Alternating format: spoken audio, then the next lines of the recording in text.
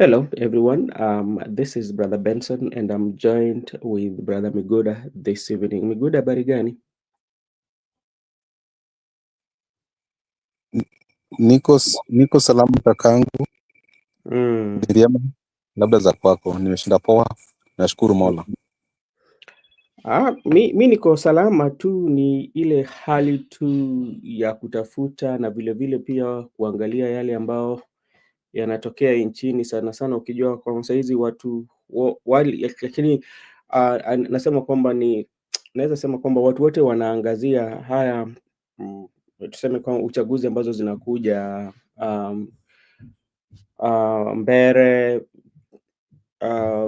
Kasipul, Malava na kila mahali tunaona kila mtu anasema yale ambayo anaona inawakwaza. Labda wewe pia uko na maoni kuhusu mambo inatokea saa hizi, ama wewe unakaa ni mtu wa kuangalia tu?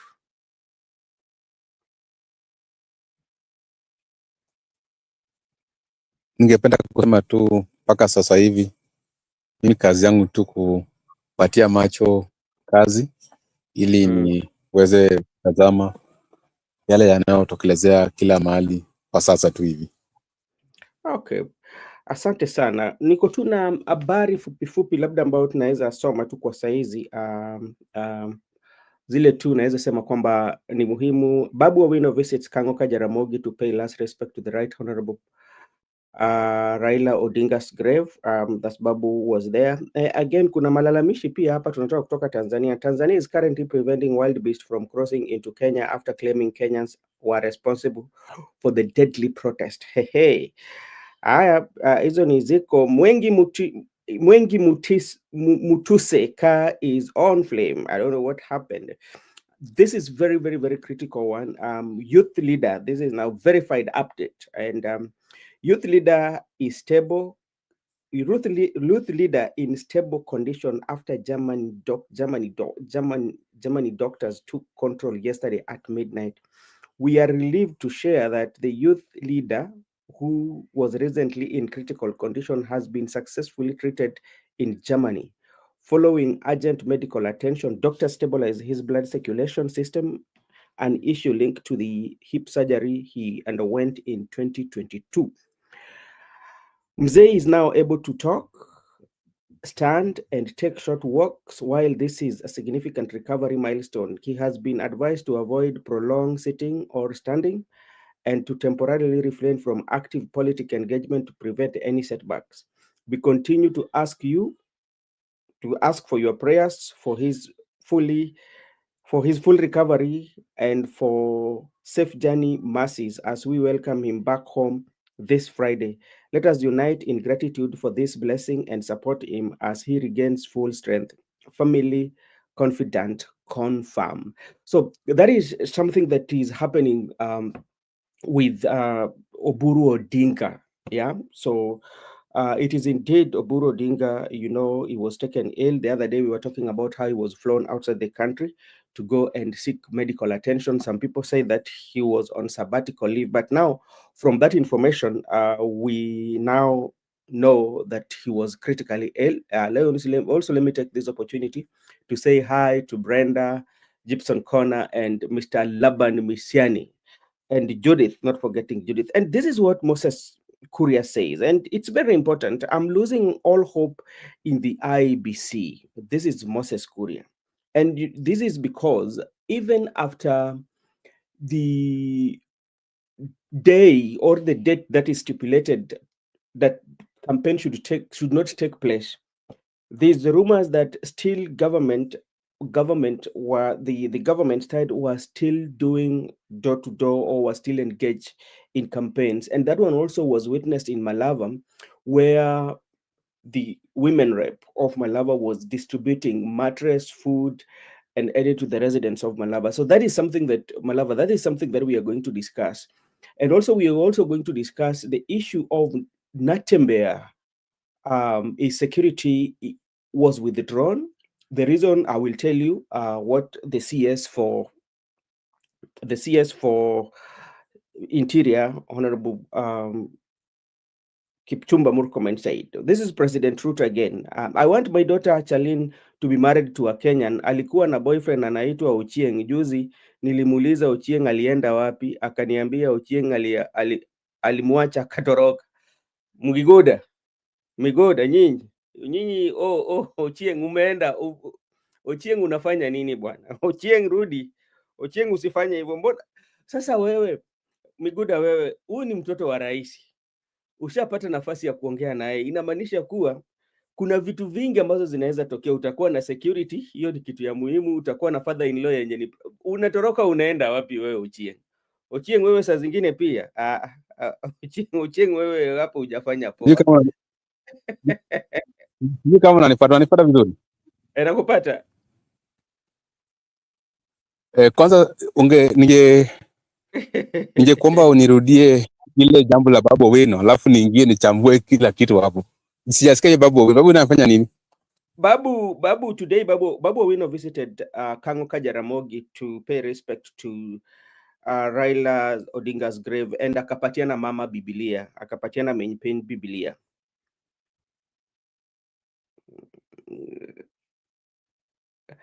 Hiyo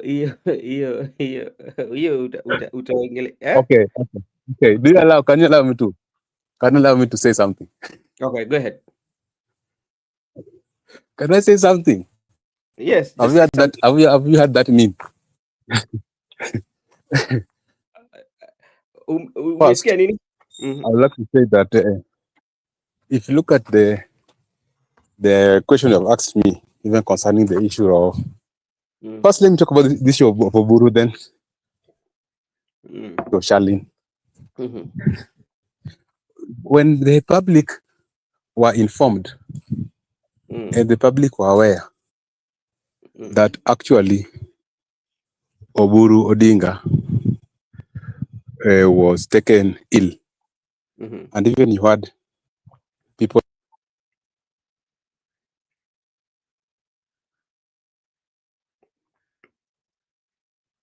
Hello, Migoda.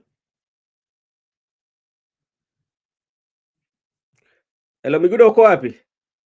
All right, thank you so much. Somebody is asking, Godia is asking, Migoda, why did you drop Charlene Ruto? That is according to the president. As we wait for Migoda, I think like there's a problem. Joseph, I can see on the comment section. You can also join in. Another issue that is also trending today is about the issue. This was said by the Tanzanian president. Kile ambacho najiuliza, mbona uchaguzi wa Tanzania umewahusu sana wa Kenya kuliko hata wananchi wa hapa. Yaani kila mtoto anaye.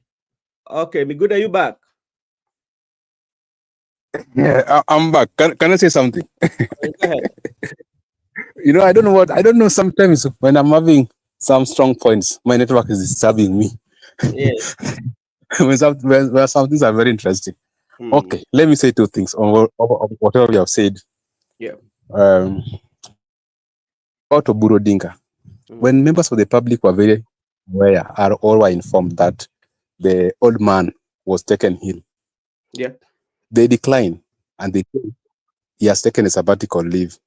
Yeah. But today they have confirmed that his situation has been restored, and we are that the members of the public were right and the families were wrong. So, to this extent, we can't believe many things concerning Baba's death. We try to say some things, but we are told not to speak. To this extent, we are yet to trust the. All right. There's a problem with your network. Maybe you can fix it so that we can. Okay. As Miguel is still fixing his network or his. I tend to agree, especially when we talk about the health of the party leader of ODM, Oburu Odinga. I think something that maybe they did not oversee, or something that they did not looked into, especially when they were giving Oburu priority to become a party leader, especially in our politics in Kenya. Politics in Kenya is usually quite much active. From the day you cast your vote, immediately the president is announced or is declared the winner. The following day, the politics starts.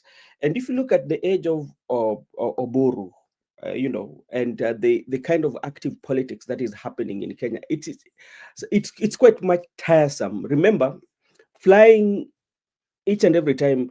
Immediately he Hey, was. Yes, me good. hey, I don't know today. Today they have caught me. Today they have come back to me. Today it's like the needs have gotten up with me. Are you But working or you are stationed in one place? region. No, Are you working I'm or you not are? working. I'm standing. Oh, okay. I don't know why your internet is um I'm just. I'm. I'm still. I'm on my usual. I don't know today because they are in my region, so maybe they might disconnect many things here. So I just yeah, wanted to say that concerning the issue of Oburu Odinga, yeah. we were right as citizens, but family was trying to mislead the public. This issue of mislead the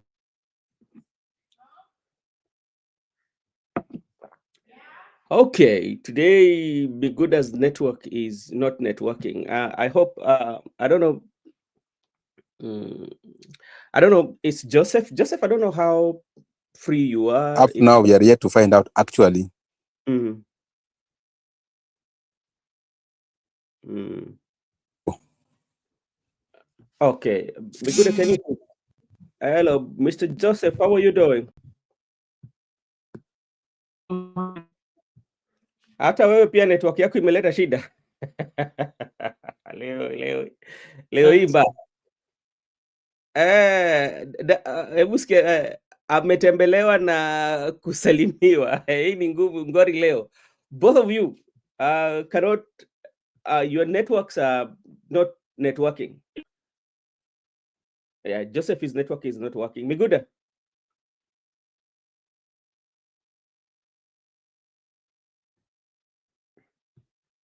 Okay, thank you so much. As we wait for Miguda to come in, I don't know what's happening with their network today.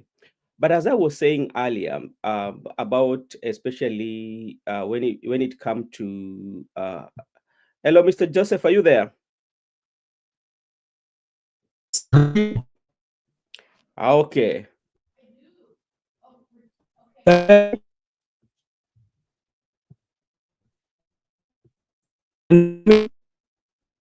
Hello. Okay, because like Brother Benson, can you use the normal screen, please? I think this is something new with StreamYard, but I'll fix it because like when I set the studio today, I saw that I can see myself in two screens. One is vertical, the other one is landscape.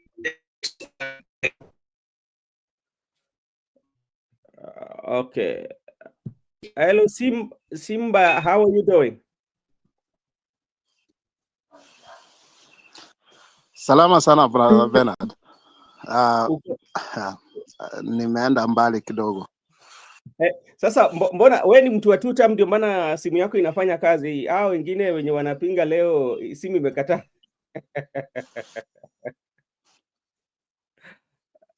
Hello. Au unajua ni wanapinga serikali watapata wapi network? Ebu ongea na serikali wawapatie network for today so that we can we can talk.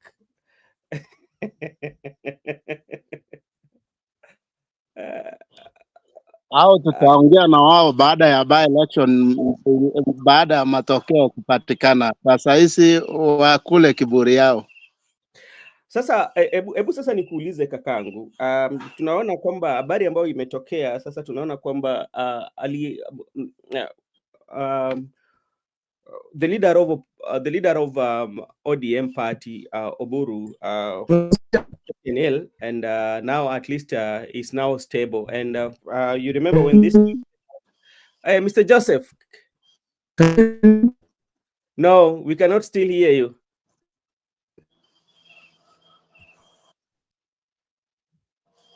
Miguda, can you hear us?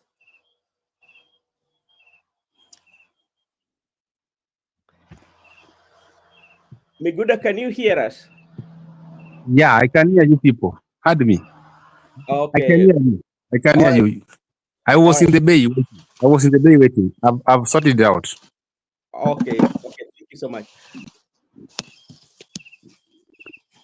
I'm okay now. Joseph, are you okay?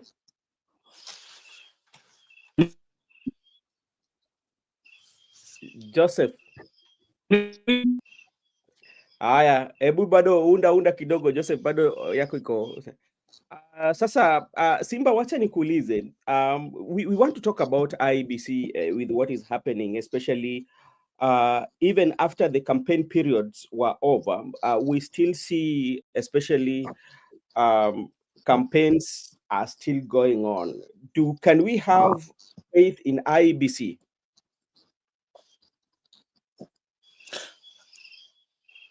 Brother Benson, Yes. campaign in politics haziishi,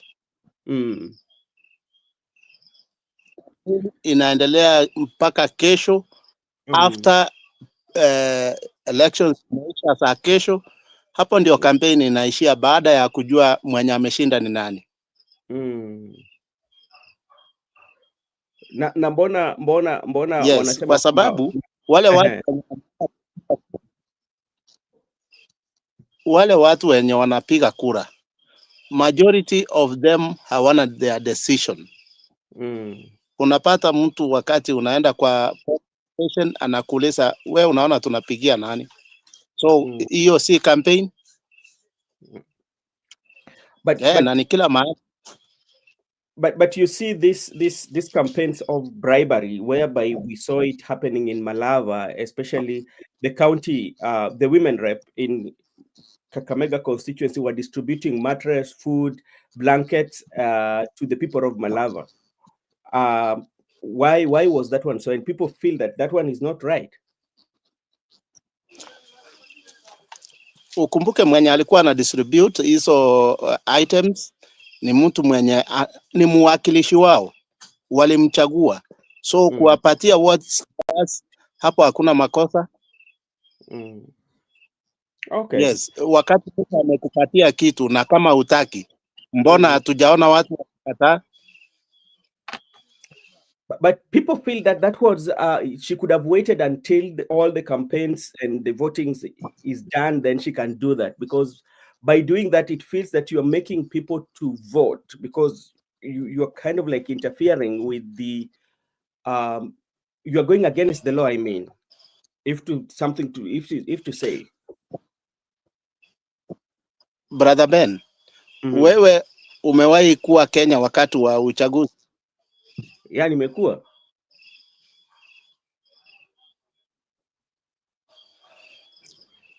Sheria zimetungwa, lakini zimetungwa tu kwa ofisi.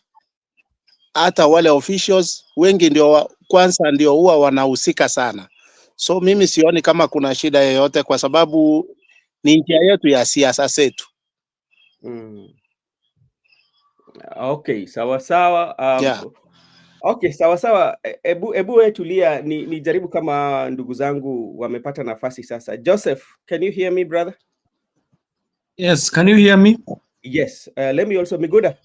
They think they can hack me bwana. Simwambie labda ni serikali hainiwezi bwana. Tunaingia na helmet. Walikuwa nadhania tu tutaingia na helmet. Kwani si iko na helmet? Miguda, what about you, Miguda? I'm okay. I'm back. I can hear you clearly. Okay. We have taken a different route. Okay. Thank you so much. And at least now you are okay. There's so much that is happening. Maybe to start with, because we had already started. Miguda, you are speaking about the health of the party leader for ODM, that actually we've gotten, this is verified information, that is saying that his treatment was taken over by the Germany doctors and they were able to stabilize him, and this person is giving brief of what has happened. And in the public domain, we were told that there was he went for sabbatical leave. That was what we are getting, that he went to sabbatical leave in Dubai, and now we find ourselves in Germany. You were saying something about it.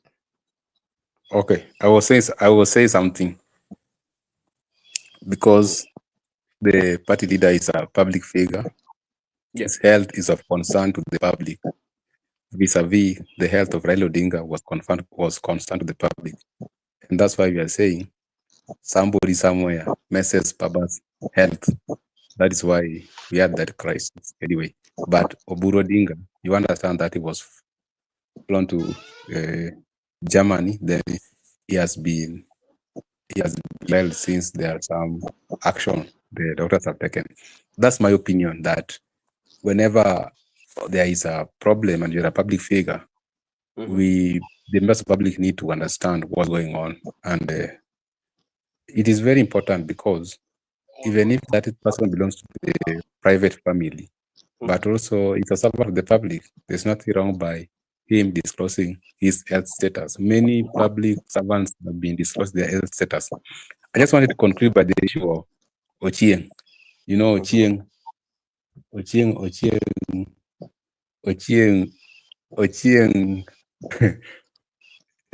declining to marry Ruto's daughter. I can just say Ochieng might be my age mate, and also Charlene might be my age mate. We understand the challenges we are undergoing at our level. So if you Challenge have gani na unaoa kwa rais bwana? Challenge gani bwana? Wewe, that's not what I'm driving. You know, marriage is not only about money, mtoto wa rais.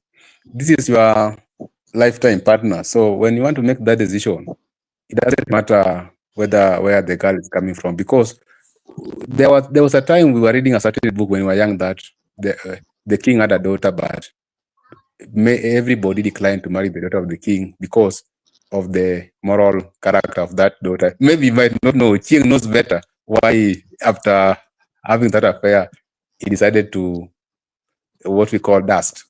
So Charlene saw dust, and Charlene might saw dust because of.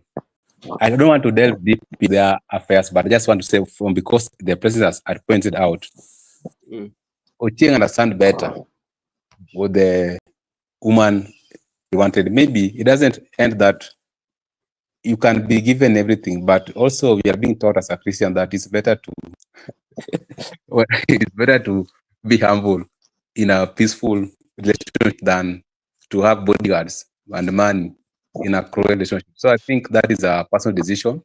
And therefore, if Ochieng decided to decline the proposal from the president and the daughter, that is something that is personal, and or president just want to, maybe one day we are also praying for Charlene, that one day you'll get a very good husband of her choice, and things will just work out for you, because you were taught that there are two things in this life that you don't need to hurry, that love and death will just find you.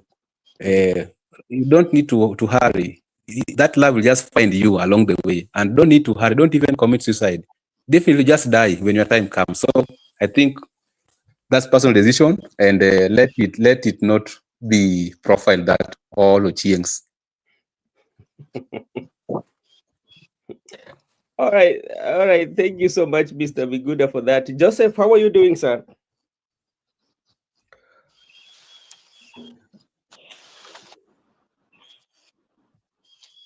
Hello, Mr. Joseph. Okay. Sasa si ndio hiyo helmet yako sasa ikusaidie. Wapi hiyo helmet ulikuwa? Joseph.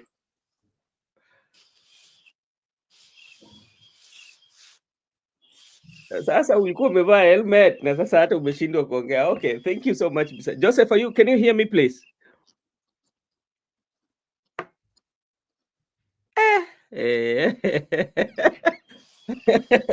Helmet has been Simba, can you please help these our brothers? Hebu wapatie connection mzuri. Leo wako na hata okay. Let me come to you, Simba. You've just heard what Brother Ben. yes, sir.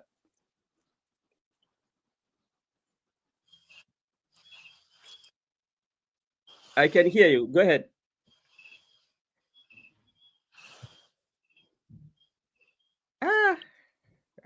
leo ni kubaya.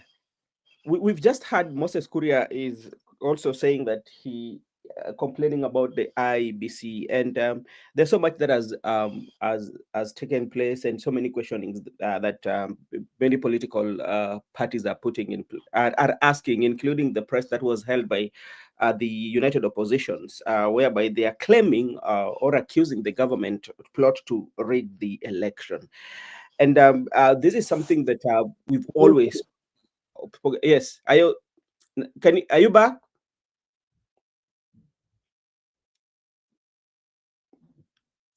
So everybody is not responding. Migoda, I'm okay. I'm okay. I'm okay. Very much okay. yeah, because like you're very much okay. Okay. Now, when you listen Moses Kuria, because there is something that I was reading, and Moses Kuria was also not happy with how the IBC is conducting issues based to the fact that there's so many things that are happening, including the bribery, but he's not seeing swift action taken by IEBC. So he said that he doesn't have confidence in it. Do you feel the sentiments of Moses Kuria are of great concern to the country and even to you, who is following up on this by elections? Yeah, I just want to say that Moses Kuria's sentiments are of great concern to the public, and they are very factual. And just like I told yesterday, that tomorrow's elections are going to be rigged, and we know when we saw them today, we know what they did to us previously. When you heard the Interior CS speaking that go to polling station, cast your vote and go home, we know why they are telling people to go home. And also when you heard them telling that if you see police officer around, that police officer is there to safeguard you, we know. And when they say that no gun will be transported from different parts of the country, we know. Because because we have had similar sentiments before, and we have been into the trenches when we were in opposition, and whenever we had any by-election, even the general elections, there were instructions, and we were, and Matiang, to be precise, deployed police officers, including supplying more ammunition using the police craft into the regions which were perceived to be Raila Odinga's stronghold. And let me tell you, the people who have not experienced what is going to happen tomorrow might think it's a joke. If they want to rig, they will rig, and they go to an extent whereby they deploy police officers. What happened to our region? The police officers were firing aimlessly at the bullet, scaring people, and many things will happen. So Moses Kuria's sentiment is of great concern, but regretful is that, you understand, during campaigns, IBC were quiet, the police officers were quiet, even when people were being killed, when there was voter bribery, when there was electoral malpractice, everybody was quiet. But today, D-Day, IBC is out speaking loud, the internal CS is speaking loud, because they had planned, they had plotted everything, and they know what they are going to do. So we just hope for the best. What we must maintain as a citizen, that we should not lose lives because of a mere special election. We should ensure that we are all safe, and we should not lose the people. But all in all, it is true. And tomorrow we will be here. We will see how events will unfold. So that is very unfortunate that our electoral body has been captured. IBC has been compromised, and they are taking instruction from a certain quarter. Instead, they ought to be impartial, neutral, non-partisan, but that's not the case. They are actually acting on someone's instruction, including our law enforcement officers. So we are aware that this is a trend, even in 2027. But as a people right now, we need to move very swift to ensure that we go to court or we demonstrate and protest against the electoral malpractice, because there's no room whereby a candidate has been cleared who is under investigation. A candidate has been cleared and he has been openly bribing people, even after the closure of the campaign period. You understand that the people are still moving door to door, giving people money, election bribery in the broad daylight. So I can just conclude by saying IBC has been compromised. IBC understand what they are doing, they know very well, and the law enforcement officer who has been deployed also have been given instructions. So we just hope that let us not lose lives, we be safe as we witness how events will unfold. But whatever Moses could have said should be taken with a great concern. It will even affect the general election, so we should move very swiftly. And I'm very happy because it's good. Moses Kuria has now condemned the IEC. Moses Kuria has now come out very clearly and also demonstrate that actually he lacks faith in the electoral body. So I'm very glad, and I'm also glad when I'm seeing people like Matiang'i now coming out condemning the IBC. So I'm happy because it's now a collective responsibility of Kenya's people who are now understanding that it's a great deal for us to have a free, fair electoral body. At the same time, I'm very happy because it's now a collective responsibility for Kenyans to uphold the constitution. This constitution was not promulgated for a certain region to uphold, protect, and defend it. This constitution was promulgated for the entire country to uphold, defend, and protect it. So when I'm hearing characters like Kuria, Matiang'i, I'm very glad now all of us, holistically, we are protecting, defending, and upholding the constitution. And that's the way to go. And all of us should demonstrate, because if we don't talk, things are not going to be good. All right. Thank you so much. Joseph, how are you doing, sir? Sorry. I went to fight with these guys. You know they are disturbing me too much. Wananisumbua sana bwana. Helmet ilikuwa imepigwa ikapasuka, ukaenda kununua. Imebidi niitishe truthful man nijue ni nini kinaendelea bwana. Helmet like that one upiga ikashagwa. Nimevalia ile ya Narok. Oh yeah, hiyo ya Narok. Okay. There's quite a lot that is taking place, especially barely 48 hours after, despite the 48 hours rule, you still find that the UDA campaign rallies in Bere North continues, especially in earnest. That's according to Moses Kuria, and he has given a photo of the same, whereby guys are lined up and they are getting money, and this is going against the rule of law. Now, when you look at this and look at the results that are going to come tomorrow, if people are voting, let's say tomorrow, where they are voting, and it happened that the UDA candidate wins, what will people say? And with what Brother Danny is saying, that there is getting hotter, and I can see court nullification on the election soon after by election. What is your take on those? Thank you. Today I have so much things to talk about, because today so many things have happened, Brother Benson. Yeah. I don't know if you know what has been happening, or you have been advanced with what has been the happenings of the day. Yeah. But I've seen quite a number of activities that have happened, starting with the one which has come right now in the evening, that UDA has taken 2 seats from the Rift Valley, the ones which were not contested. So they have already been announced. Those guys have been announced. They are the winners. So there is no contestation there. So now we get into the to the Thursday. I told you Thursday is coming, and now it is here, because we are only living some hours. I think we are about how many hours? 2 hours or 3 hours? 2 hours tops to Thursday. And the revelations that have been coming in through from all the sides, you hearing from the opposition side and from this other side, it is very damning serious. It can affect even the fabric of Kenya as a country, because the instance where you hear politicians have been taken off their security, and they have been lenders that they can only what even shocked me further is that saying that the security people or the security team was involved in irregular things, and they are going to be dismissed from the force. That one even got me shocked, because the camera showed what happened in Malava.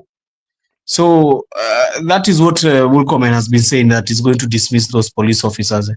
So so many happenings have been happening. So many happenings have done in the past 3 hours. There is the one even for the one you're talking about, Moses Kuri, you're talking about the IEBC. Yeah. IEBC has been compromised, Brother Benson. I can just say that. I can tell you that. Because the moment you heard that these guys, the IEBC is even being talked about that they are having stuffed ballot papers. And they have not come even to condemn that or say, no, we don't have stuffed ballot papers. Have you heard anybody come to say, even if it is the chairman or the CEO of the IEBC talking about that? So we are hearing instances of where ballot papers are being stuffed, and they are saying that before the agents who have been given work by the United Opposition, they have told them that they need to check the ballot before even anything commences tomorrow morning. Okay. So I think tomorrow morning will be a day of behave of activities, which I'm praying that there will be no chaos, but the way it is looking, Brother Benson, inakaa kama tu itakuwa chaos, because you cannot know who the goonism is being deployed from. Siri Barire is saying that the goons are coming from the United Opposition. The United Opposition is saying the goons are coming from the government, and they're being sponsored by the government. So we never know the clear picture of what is truly happening. And it's the same thing happening in Malava and Kabuchai. There has been so much tension in this constituencies because of these by-elections. But what I know, tomorrow we'll see so many irregular practices that are going to happen. Because you can only hear IBC saying that we are prepared, but how prepared are they? They have not shown us the willingness of them getting prepared for this by-election. You know, even I've been shocked that they are saying in one police station they'll put 2 police officers. What if the residents, they say no, this election county ni kona malpractice? Si watapita nao officers wawili na hakuna kitu watafanya. But I'm hearing they are saying that they have backup. You know, today I saw a military vehicle going to Embu. And I think it reached, sijui kama Bwana Dan ameangalia hiyo gari ya military kama ilifika. I've been seeing going to Embu. And it has been even tension, Brother Benson. If you have ever traveled to Embu, you will see even the entrance of Embu, where people always enter in the county of Embu. Today they were checking everything. So, and the real issue will be, you know, where the chaos will come out, Brother Benson? Yep. The election day tomorrow morning can be very cool and calm and rigid.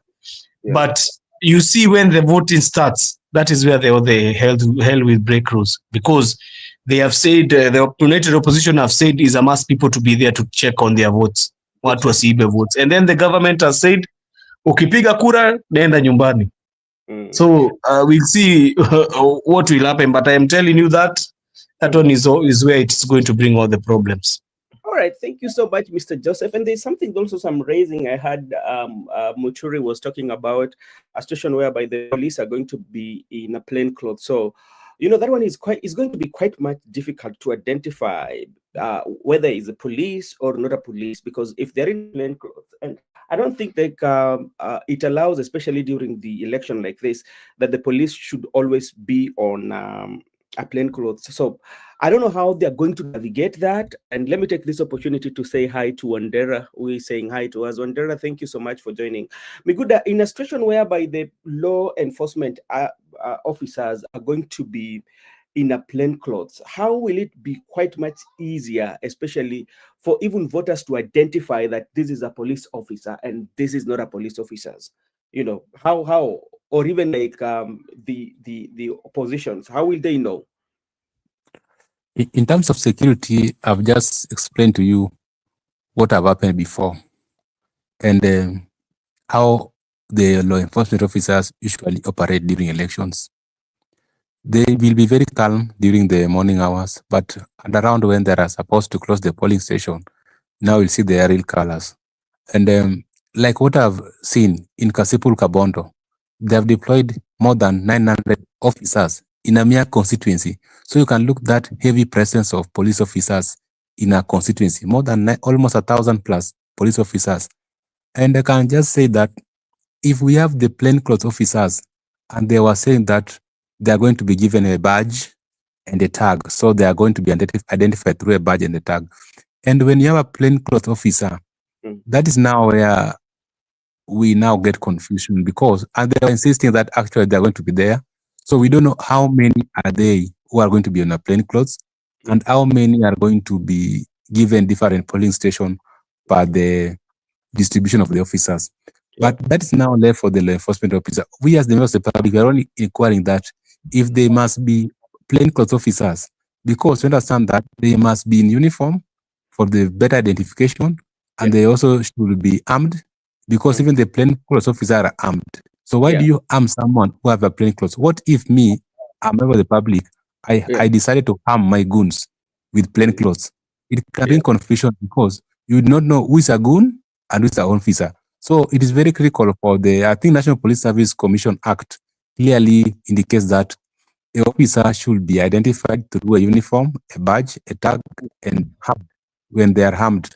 So when you are bringing a police officer plainclothes in a democratic exercise like this by election, it's going to bring a lot of confusion between the who is who, because maybe, for instance, if I'm having, like I've told you, two of my private officers, I decide to harm them with plainclothes, and they can even decide to act in a manner that they are plainclothes officers and interrupt the process or scare other electorate to come.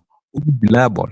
We are asking, will the plainclothes officer be liable or my servant? So to that extent, it was very vital for the interior CS to make it very clearly that officers will be identified through their identification, badge, combat, and other things. But what I want to say is that when it comes to the security, their role is very simple. Their role is usually to ensure that they maintain law and order. But they go beyond, they go overboard. You'll find them trying to make people not to access the tallying center. They'll make people not to access the final counting, and they will also tell people to go home. That will be their song for tomorrow, that cast your vote, go home, because they know that you come to protect your vote. But all in all, from what I'm able to understand as a young Kenyan and also someone who has actual experience, like I've told you, me, I've been a scenario whereby there was a time we saw a police cart supplying ammunition to police officers, and the police officers who were they were on a officer uniform, but they decided to raid a certain slum. When they raid that slum, they raped women, they stole some properties, then they scare away people, and also some people were died. As you are concentrating on the slum incident, the IBC are busy declaring the obvious candidate of their choice. That's why I'm very much confident, without any fear of contradiction, that tomorrow's exercise has already been plotted, because these people, they have done these things before, and they were not stupid to just sit pretty, pretending that they don't know anything, allowing all electoral practices to take part in these by-elections. Then today they are out. You saw Murkomen today with the boys coming to the camera, very confident. You saw the IBC chairperson very confident. These people, and even the fact that they have deployed more than 900 police officers in a mere constituency, that's a very significant that they are going to have their way. And that's why I told you that most of these by-elections are going to be contested in High Court. And the grounds for them to be nullified will be like the electoral malpractices we have seen, even beyond the timeline for the campaign, still campaigning. But whatever they are plotted, right, the intelligence is now out. That's why you've seen people like Moses Kuri are coming out to speak or to type, because right now we have the intel, and we know exactly that. Just like I told, maybe some people have not been this side of rigging votes. Votes are being rigged in this country. And if you want to know that votes are being rigged, the first sentiment will come from the police sector or the internal security. It will hurt that You cast your ballot, go home. If you hear that sentiment, know that these things are going to be rigged. And let me just tell you one thing concerning security. Of course, we understand that police are neutral as the IBC. But you hear in some instances, the police officers will take sides, whereby they will side with the candidate of the state, and also they will side with the support of the state. If the supporters of the state will be vandalizing properties, or the candidate will be doing other wrong things, they will not even arrest those people. They will only focus on the opposition candidates, what they did to the times when people were doing this election before. So this act of police officers being not impartial is an act that we up to now, as a Kenyan, I think we still have a long way to go. We still need to press and ensure that finally we get it right, so that we can achieve our electoral justice, so that each and every time we're going for election, it should be that the best candidate should win, not that the state choice to win. All right. All right. Thank you so much, Mr. Migud. And I want to go to the handle, X handle for Murkomen. He said that after security assessment in Kasipul, we headed to Malawa, Chwele Kabuchai for similar exercise. I remain confident that with cooperation, vigilance, respect for the rule of law, tomorrow's by-election will reflect the true will of the people. We have taken comprehensive steps to ensure security, order, and conducive environment for all voters. Our officers are on the ground, fully deployed and ready to ensure the process remains peaceful and transparent. We call upon Kenyans in voting regions to remain calm and uphold peace throughout the electoral period. I equally urge leaders, aspirants, and political actors to exercise responsibility, avoid incitement that could compromise the integrity of the process. The government will not hesitate to take firm action against anyone involved in intimidation, violence, or deployment of goons to disrupt the democratic process. That is according to the CS for Interior, that is Kipchumba Murkomen. And you know, as you've said, concerning now the CS is at least visiting these areas to check and to see whether the deployment or the security measures are taken. But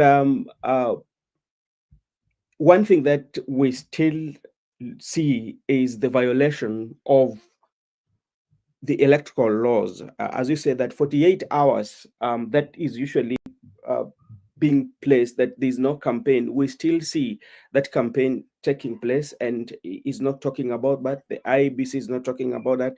There's also this issue of plainclothes police officers that also raised. There's also that what Malala also raised.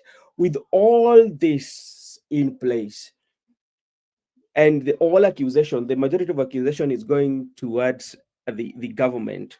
Mr. Joseph, do you still have confidence? That is the question that I'm still asking. Do you still have confidence?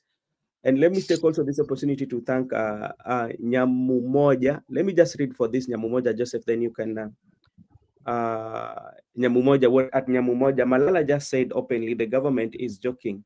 He said there are guns out of use, illegal and legal. He confirmed that they will also employ all means possible, even without government security. And what does, if they're going to do that, what is the recipe?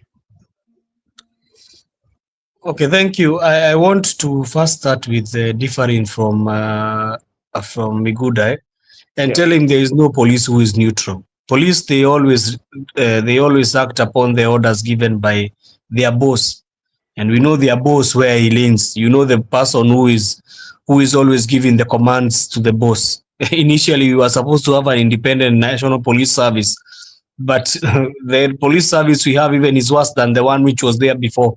It is button controlled by the government, like like toys, so they can just press them the way they want.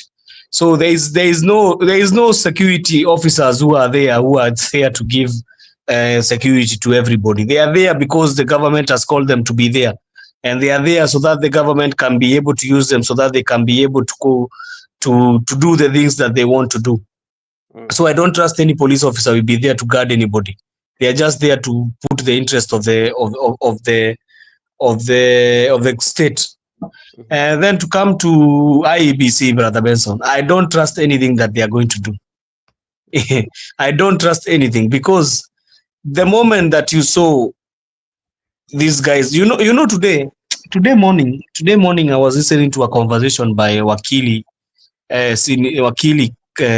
Willis Otieno. I don't know if he's senior counsel. I was listening to him today in the morning, senior counsel Willis Otieno. And he was talking about how Kenyans don't know about their elections. They know nothing about their elections. To start with, we don't know even that the vote ends at the constituency level. We don't even know that. It ends in the constituency level, that it needs somebody to go to the High Court to seek orders that the vote to be ending in the constituency level. In the minor Kiai Nini that he brought about IEBC, and the things that he had brought, the recommendation that he had brought, he had brought a recommendation that all vote should end in the constituency, and all votes, even the presidential level, all of them should end in the constituency. And in the constitution, it says that the only returning officer in these elections are the ones who are in the constituency. The other one, who is called a chairman, the chairman of IEBC, is nothing more than a chairman. His work is just to read what has been brought to him, and what has been brought to him should be counted in the constituency level, and he's already finished. His work is just to compile. And when he's compiling, even people can be having a very easy task to vote and know who is leading in these elections. So I'm thinking of a scenario where we have tomorrow a place like Mbeere North, where we have 4 polling stations. I think there are 4 or there are 5. I don't remember how many polling stations they have.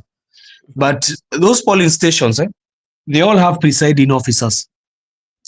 But after that, you hear that they are saying there is going to be a national tallying center in Siakago. So how do you interpret that tallying center in Siakago? Does it not seem like the same tallying center like the national tallying center in Bomas? It feels the same cooked things. And IEBC is doing this remedy. Every time they don't want to remedy what is ailing us. The problem with our election is not that because that we have bad electoral laws. It is because we don't follow the elections as they are supposed to be done in the Constitution of Kenya. The Constitution of Kenya stipulates very well how elections are supposed to be done. But the same IEBC are the ones who are taking people who are taking them to court. They are going to appeal that they are supposed to be involved in all this election. I saw Akina Marjan and the other team, and they have been told they are going to still to be there. What are they doing there? If they were supposed to check out the material, if they are verifiable and they're supposed to get out of there. They are not supposed to be in those by-elections by now. The by-election is supposed to be headed by the returning officer. Their work even is not right now. We have very simple means to send the forms if they need the forms. No need to take them by car. I don't know, by wanapeleka na lori ama wanapeleka nani to Nairobi. There is very simple means. You can just fax it to the and when you could listen to senior counsel Willis, I learned that I don't know about our election laws. And that is the major issue that is happening in our country. And that one is what is ailing us. And it is ailing the thing called IEBC. That's why people are calling it a monster, because it is a monster who does not understand that they are supposed to give us credible elections. And it's not that they are supposed, there is a must they give us credible elections. We are the ones who pay them. We are paying them every single day, every single month, every single year. Even when there is no election, so that they can be able to prepare. Then they come and tell us, brother, they cannot be able to prepare for a by-election. So what about the general election, which is going to come in 2027? What are they going to tell us about if they have not prepared for a single by-election? So to answer you about Murkomen, there is nothing I can believe that is coming from this government, same as Murkomen. When he first said that that Gachagua, they were trying to prevent the war, we could see clearly there was goons who were sent and they wanted to harm Gachagua. What was the tear gas for? All of it and the shooting. You know, when you hear this guy talking, sometimes it's very funny. He said that even Nani is called who? Natembeya was trying to shoot himself. Have you ever had such a psycho? You know, it might be I'm a psycho that I want even to shoot myself, and I'm not going even to. When I die, is imeisha. So it's hoodwinking Kenyans. And when he says that people should vote and go home, so do you mean even the agents should go home, or what do you mean? Do you mean everybody should go home and they leave the police and the IEBC and the government to do what they do? And this one is going to be a war tomorrow. If they are going to they are taking the war to Mbere and to the other constituencies, and it is going to be war tomorrow. Because those people, I heard even Gachagua telling the news reporters, kesho mjitayarishe mvae viatu za raba juu haitakuwa rahisi. So I'm also advising people who are going to go wavae viatu za raba kwa sababu itakuwa, and I don't think Embu kesho hata Fadhadana kwa hapo sidhani kutakalika. Embu akutakalika kesho jioni. Itakuwa it is running battles because Mbere where it is not very far from where Embu is town. Is si mbali vile. It's just some kilometers, but si mbali. So IEBC should just do the right thing, because if they don't do the right thing right now, brother Benson, even maybe those commissioners might it is going to be chaos till, because we still have 2 more years or one and a half years. So what are they going to be doing if they cannot deliver even credible by-elections? It will be a problem. It will be a problem in this country. Okay, to close up on now, the IEBC is one thing that even from the initial stages when the staffs, especially the commissioners, were being interviewed and they were given those positions. Yesterday, you saw what the Standard, the media, that the paper gave, that web of circles of how those who are employed are connected in a way with some of the political elite. That one alone tells you that you cannot offer credible election, because your first priority, you will have to serve the master of somebody who has given you a job. They're the people who will be calling shots. And that one has always been about our IEBC. Because remember, if you look at every reforms that people have tried to do, especially even in the IEBC, there's one place that they've not done the reform. The reform is all about the people who are being employed, the commissioners. There you find that there must be that back and forth of the leaders. And why is that one so? It's because they want somebody who is going to be there to take care of their interest. If you look at what happened even in the election of 2022, where the commissioners did not agree, you could see that there was division amongst themselves, that those who are supporting the Azimio and those who are supporting the government. And those who are supporting Azimio said that the results that were announced were not true finding of the people. And now you ask yourself, what about as a voter?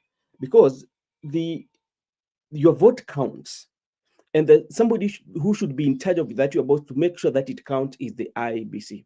So what about that lady or that woman, or old lady in Garissa, or in Turkana, or in those remote part areas of Kenya who have gone to vote? And then their votes are not taken care of. Do you still look at, okay, your masters just have to do that? So that is something that is going to happen, and I don't think it's going to end soon. Remember, even in this, there's so many questions that have been asked about the candidate, especially for UDA. First of all, there was that change of name. That was a question. Then there's also this issue of corruption allegation that he has, including the ACC, the Anti-Corruption Commission wrote a letter to the IEBC telling them that here is a red flag, but still they go ahead to clear him. And they were saying, I quote, they were saying that there was that call from above. There was that some source of power from above. So it means the IEBC, those who are there, they're not there to serve the interest of the Kenyan people. No, they are there to serve the interest of the political elite. So in paper, their constitution, they have powers. The constitution gives them powers in paper. But when it comes to real issues, in the reality, I don't think that that one works. So to me, I can still believe that I don't think that they can offer that credible election with all this what has happened. Even after the 48 hours, we still see campaign going on. We still see the women rep for Busia distributing, I mean for Kakamega, distributing stuff, to the people of Malava. Yeah, she did not distribute it to a whole Kakamega, and the people that you're distributing to, then first of all, there's no disasters that have, has been announced or has been declared in that such people of Malava, there's that happened. We still see the cabinet secretary, the interior, still giving employment, on the rally. So that one is and they're not talking about. So that are some of the things that. But now let's forget about the IBC and let's go to the Western Kenya, and we are looking towards this in 2027, because if you see what is happening to Natembeya is a governor, and for sure, governor has to have security. If the CS felt, or the national police felt, that the police officers that were assigned to Natembeya were engaged in misuse of fire, I think it could have been okay if you withdraw those. You can even replace those police officers. At least make sure that he has security based on the portfolio that is handling in the country. But a situation whereby you withdraw, then you don't give him any security, and you say that the investigation is still going on. This is the kind of politics we've always seen. It happened even with President William Ruto. Remember when he was a deputy, when the Matiang'i was in charge, his security was scaled down. What was this about? It was about the political interest. I think it's for intimidation. So maybe to look at it, how does this one reflect? We saw what happened to Natembeya during the Kabuchai, and now you're being told like the police misuse. Were they the ones that are from Natembeya or Alwale? That is the question that. But who, and what about the goons? What about the goons? Does it mean that it was quite much easier for the police to identify the police officers who misuse their firearms? But what about the goons who did all those acts? The police officers still doing investigation on them. So those are the questions that we are asking. To start with you, Miguda, what can you say about that?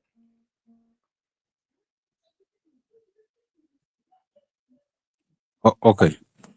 I can just say today also we receive a news that the security of Trans Nzoia governor has been withdrawn, and also the security of the Boni Alwale Senate has been withdrawn.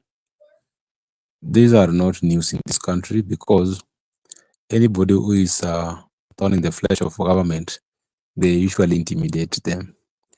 But we understand that before you make a decision that you want to fight for the people, you must be ready for anything. So I'm glad that even if the security has been withdrawn, the two gentlemen have already decided that come what may, they must defend the popular will of the people. That's a very good move, because anytime we are going to war, we must be ready. And if you know you can't go to war, allow those people to go. So I'm very much confident that they are not afraid anymore.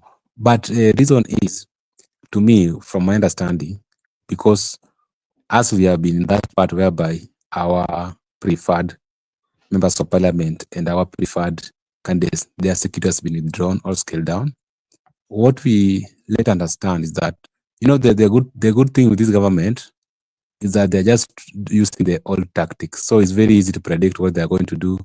That's why we are very confident that tomorrow they are going to rig these elections, because if you had the CS interior sentiments alone, that's a sure bet that these elections are going to be rigged. You don't need to do much investigation.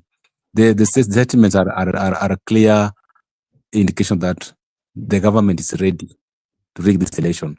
So when you see them withdrawing the security for the governor and senator, what I understand, two things. One, they are plotting to arrest them tomorrow.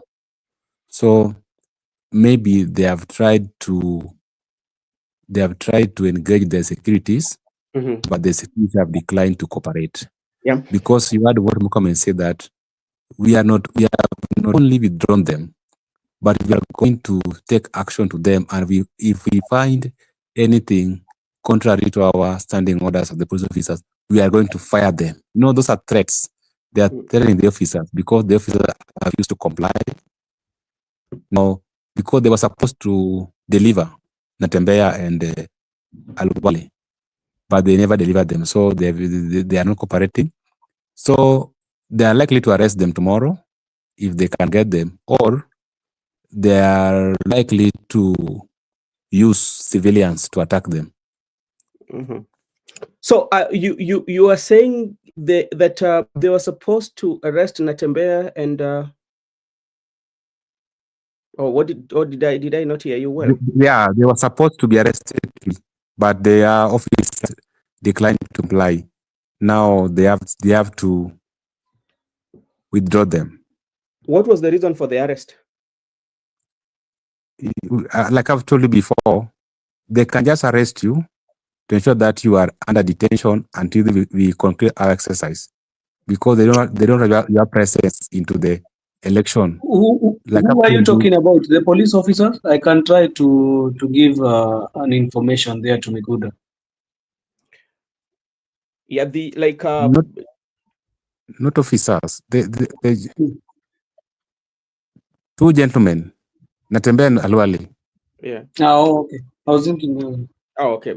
All right. That is something that we will follow. But maybe Joseph, what has really happened to Natembeya and Alwale? It is not something that is very new. We've seen this one with even during the time Raila at one point his security was withdrawn. Provided that you are opposing the government or something happened like what happened in Kabuchai. So will this one change the outcome of the elections, especially if you're looking at Malava and you're looking at Kabuchai?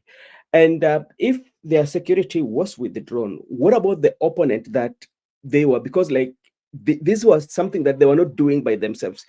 There was to be an opponent. And what have you done to the opponent?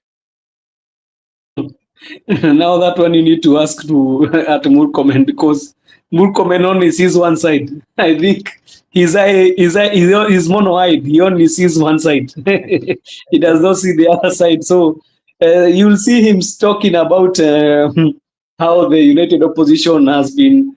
They need to arrest them. They have been conducting, I don't know, chaos. But you will not see them in the other side saying even the other part condemning.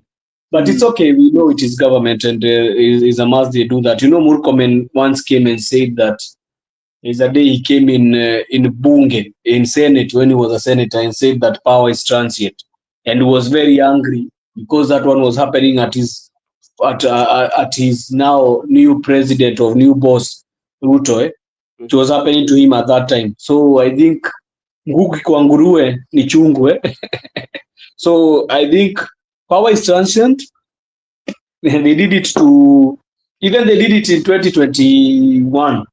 Uhuru and the team, the police officers at that time, they tried to remove bodyguards for these certain MPs. This is things that have been seen all through. It's just a tired mechanism. There is some things that make you just tired.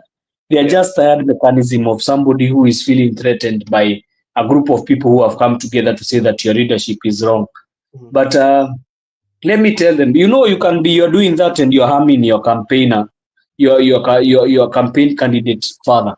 When you seem like you're going to threaten these guys, people just wake up and say, we are tired of your shenanigans and your stupid rhetorics of bringing police officers and removing them and arresting. First, if they arrest these guys tomorrow morning, or they say that night, Karwale said they are saying they arrest him at night today. And they say that they can go to his home. He's direct in his home, or he's in a hotel for, I think his name was Shoita Shitanda.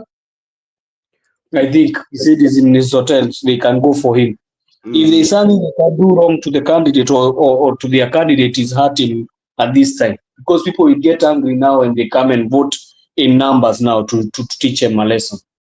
So let the president know that these old tricks that he's teaching, they are not working. They are not truly working. They are just seems a kick of a dying horse, and it's looking bad on him. He should stop all these shenanigans. Let them go for the campaigns and see if they are. That is what is happening in Uganda. If you see in Uganda, Bobby Wine is having a very hard time. He's being followed by policemen, almost 1,000. So when I look at those things, I remember Rigathi Gachagua being blocked by 1,000, and I wonder, are we becoming now the dictatorial state? Today I heard Pasali saying is better a dictator, benevolent dictator than democracy. I wondered, man, if this is what you have reached to. I don't want to hear that Bunge talking anymore. Okay, thank you, sir. But Miguda, let's say that with all the intimidation, maybe that is coming, that maybe the opposition are experiencing, and they end up winning, especially Malava and Bere. What does it one mean for the 2027 general election in terms of how they will, especially the IEBC will carry out themselves, and even the law enforcement agencies? What does it one mean for them in 2027? With all the intimidation, then they win. And with all the intimidation, when they lose some of these highly contested by-elections?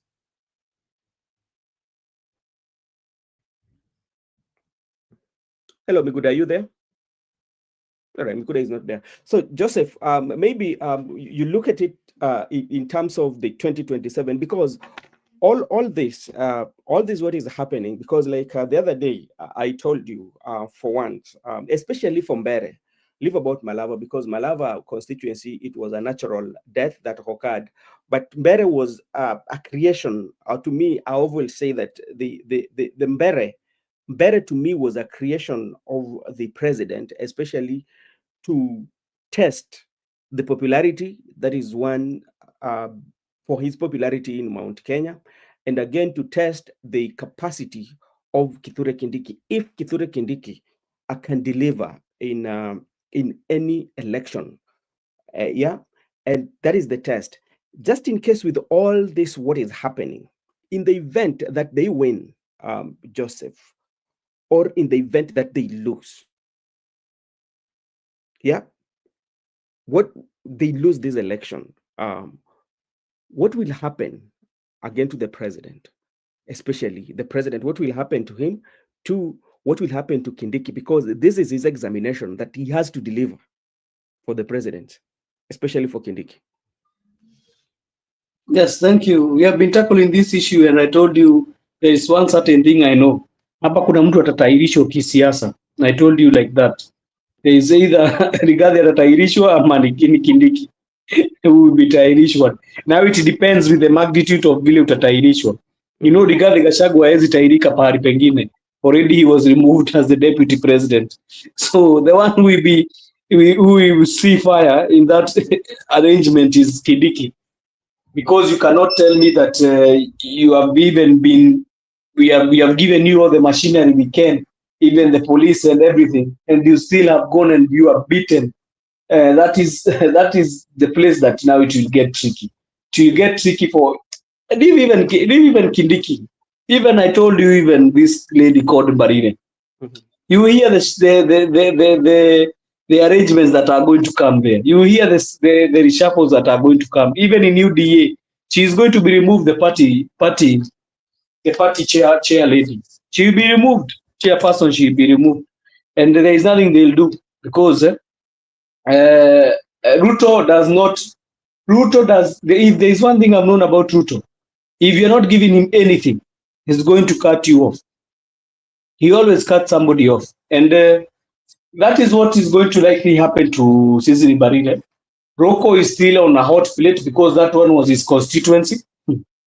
So if he cannot deliver his constituency, what can he come and say to William Ruto? Where else can he deliver if you cannot deliver in your own constituency?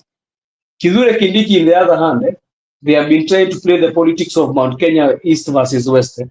So if it does not go his way, he's going to tell Ruto how you are going to get votes from Mount Kenya East. How are we arranging Mount Kenya East and you cannot even get votes?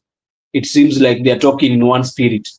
So there is, in terms of the losses, I see a magnitude of losses too much coming in the side of the president, the people supporting the UDA government, because Kashago, even if he's won, he can come and say that they use all the machinery and everything, and they did those kind of stuff, and they even try to bully us and steal even the votes. But now we need also to see if he's saying that he's the guy who is in there, and he's the one who is saying that he's the controller or the kingpin. We need to see him step up a bit. If he's going to win that, it's going to show him. It's going to show him as a major force to reckon with in Mount Kenya.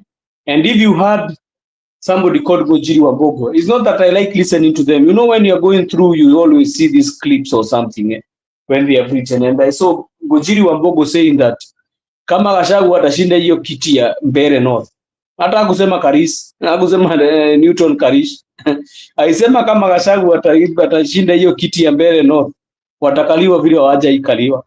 That is what he said. I hope you can look at the comment he made. Alisema watakaliwa vile hawajaikaliwa na wanaomba sana, wanaomba hata Mungu kwa magoti Gachagua ashinde hiyo election. Ashinde kama ashinde. Akishinda, pole, akishinda akishinda hiyo by election watakaliwa vile hawajaikaliwa. So I think he's on the knees today, and I think he went for a kesha. Akomkesha leo. Okay. All right. Thank you so much, Joseph. As we speak today, I can get some notification right here that all the election materials has been distributed in all the constituency, including Malava and Mbeere North, Kasipul, Kabondo, with a lot of heavy police presence in Agorosare. That is in Kasipul, Kabondo, is somewhere also, has a history of violence. And, we are going to monitor it too. And despite we are looking at who is going to win, but also we have to look at how the agencies themselves are prepared to handle the situation in Kasipul, Kabondo, bearing the history that they have when it comes to election and political violence. And now let's come to Western Kenya, because there's arithmetic that is taking place here in Western Kenya, especially when you see the growth of Natembeya and the growth of Natembeya coming up with a Dawe movement. And, Western Kenya is one of the rich areas of votes, and the influence of Natembeya also is cutting across that one of Moses Wetangula. And do you think this is what is making the intimidation of Natembeya? Because they're looking at you kind of like destabilizing the influence of Wetangula and also the influence of the president coming 2027, because these are the regions that he's looking at, is so much focus on. Mr. Miguda. Okay, I don't think you can do much with the law enforcement officers to reduce someone's influence in the region, because the strength of politics is the people. Once you have the people, good to go. If you can have the people by your side, then even if they bring all those, like I've told you, this politics, and if you mean well for your people, you must be ready to serve them in whatever capacity. There are some leaders who are previously were arrested, detained without trial, and even some were exiled, and some were even killed. So that's politics for you. And the people who were killed, let me just even cite for example, if you look at the Piogama Pinto, Jem Kariuki, those were people who they were speaking the exact mind of the people like Thomas Joseph Mboya. So if you're in that caliber of a person and you have decided dedication to advocate for the people's right, me, I don't see anything. Like this issue of withdrawal security, arrest, detention, exile, those are normal in politics. So if you see them trying to reduce the popularity of Natembeya in the region through intimidation, tear gas, withdrawal security, to me, I can just say they are only doing good to him. And whenever he should be celebrating, because he can as well play that sympathy, because he will be like, I'm just one person. They have deployed the all state machinery towards me. The people will wonder, how powerful are you? Because in history, No one has ever trembled Wetangula like what Natembeya is doing in Western region. And Natembeya is having a synergy and energy with the new generation of thinking. So I think, to me, it's a very good thing politically, because if Natembeya could be a nobody, they could have not do whatever. Why can't they do those things to or to Fernandez Baraza? Why can't they do those things even to Simi? It is because Natembeya is the man to watch. And me, I like it when the government is hunting you, because they don't sleep. You are giving them sleepless night. It's a good thing, because what if, look at, we are going to a campaign in 2027, and Ruto is going to have a free Western, whereby he's just going to sweep the entire Western without struggle. No, that's not the case. You need to have people on the ground who are opposed to his bad governance. And if you see people like Natembeya have come out to an extent of sacrifice their life, it's not easy, because we have leaders in the region, but they have decided to do so because they love their people. So to me, I can just say that Natembeya should soldier on, and Wetangula and Mudavadi also should learn that, not Mudavadi, Wetangula. Even if you are using the state machinery to intimidate your opponent, you will not be there forever, because as our good friend, Senior Counsel James Orengo said in the August House, that revolutionaries, it's their own people, and also government is their own people. It is true. Today they will elevate you, you look big, they are just fattening you for the right time, and they will deal with you at the appropriate time. But all in all, I can just say, Western politics, there's a new dawn in Western politics, and it's a new dawn, and people are struggling to counter that new dawn through state violence. That is what the people like Wetangula are using to ensure that they reduce that influence through state violence. But that will not help much, because we have seen many cases whereby if you apply the state violence against the popular to the people, the state will always lose. And that's why I told you, they are still applying all tactics to maneuver through the current and developing politics of the century. And in Western region, to me, I can just say I understand them very well, because most of them right now, they are trying to have what we call self-determination as a people of Western region. They are trying to determine themselves, we, the people of Western region, how can we advocate for our recognition as a people in this country? Because it's like there are some two people taking advantage of our population at the highest table and eating, while the rest of the people are suffering. So why can't we move as a people to determine ourselves? Therefore, we can bring the change in our country, and we can go ahead with like-minded people to ensure that we advocate for the rights of the people of Kenya. Generally, in Western, there's a problem, because even that Western alone, Raila could beat Wetangula and Mudavadi. Raila was an outsider. What about in the absence of Raila? It means that now the people of Western can decide to be there. But anybody who can speak their language or who can advocate for their grievances is the highest bidder. And when you see Natembeya also becoming very tough for people like Wetangula and the state, it's never easy, because we know these people. They will do anything humanly possible to lock you down. It only need some few men like Natembeya to face the state. What Gachagua is doing in Mount Kenya. You know, it's never easy for Gachagua in Mount Kenya. That's why today they're trying to intimidate him. And that's why if you heard him saying that he was advised to wear bulletproof because of anything. And let me tell you, these Gachagua statements and Natembeya statements, they are not light statements. Because these people actually, they can kill you. They can hire people to kill you. And if you see the people we are waking up in the morning, we are finding them very safe. We should just appreciate God. But all in all, brother, I want to say that change is never easy. Change, you must need struggle. And if some men have come in front trying to assist the people to bring the change, what we need to do as the people, we should support them, because once we are behind them. You know, when we are many as a people, we have the strength, because the state is not that big, because we are more than the police officers. We are more than the military. So if we can focus and support the people who have come so that we can forge on agenda, we can definitely, because there's a joke here going on. If you can listen to what Murkomen was saying in the press in Tita's ears, simply lying on the press, and he knows very well in the back of his mind that actually they are plotted to rig, but in the face of camera, that lie. So we don't need to have such people in office.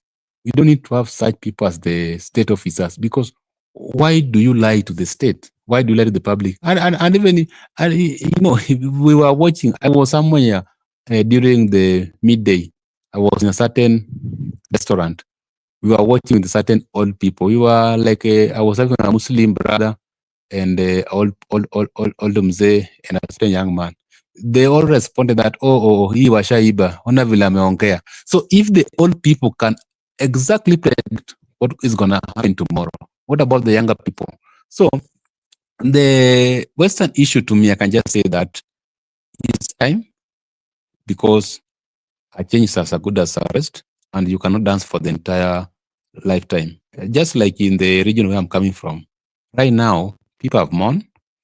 People have also conveyed their heartfelt condolences, and people have been in solidarity with the family. But all in all, people are now singing freedom, because we are no longer going to be electing those people who have been appointed by somebody. People are going to elect you based on how you relate with the constituents, based on how you relate with the electorate, based on your manifesto, based on your agenda, based on how you are coping with me. But there was a time in our region whereby somebody could just be in the August House for 4 years, then it's coming 6 months nomination because Baba Alisema is going to be elected. But if you go to even in the Hansard, he has not even uttered a single word into the house. So we are at the same time, we have won, but also the right part of it that finally freedom has come politically. And that's why you have seen people not following such people. Maybe someone is coming and I'm the chairperson. Chairperson of who? The only person we respected and the only person we paid allegiance was Raila Odinga. Once he's gone, everybody must start afresh. And even that's what's going to happen to the Western region. Once Raila is no longer influencing the Western region vote block, people must start afresh, and people must now decide for what we call self-determination. How do you determine yourself as a people? How do you go to the national bargain as a people? Because all in all, you must be united from a certain point. That's when you can go to unite with that country. Because the future of this country, whether you like it or don't like it, is the coalition. There is no way you can do it single, like a region that we, the Maasai, we are going it alone. No, you must have coalitions going forward. So how do you have coalition? You must unite as a people. So to me, anybody who is delaying the Western dream is my enemy. But anybody who is expeditiously making the Western dream to come reality is my friend. So to me, I support Natembeya and the teams. But there are also some people in Natembeya's team who are also seeing William Ruto at night, but at the daytime they're working with Natembeya. So you should also identify it. All right. Brother Benson. Yes, sir. Before anything else, I want to give you updates. You know, right now we are receiving updates from everywhere. Rigathi Gachagua has just posted that Douglas Makonde, the candidate for DCP in Narok, has just been invaded.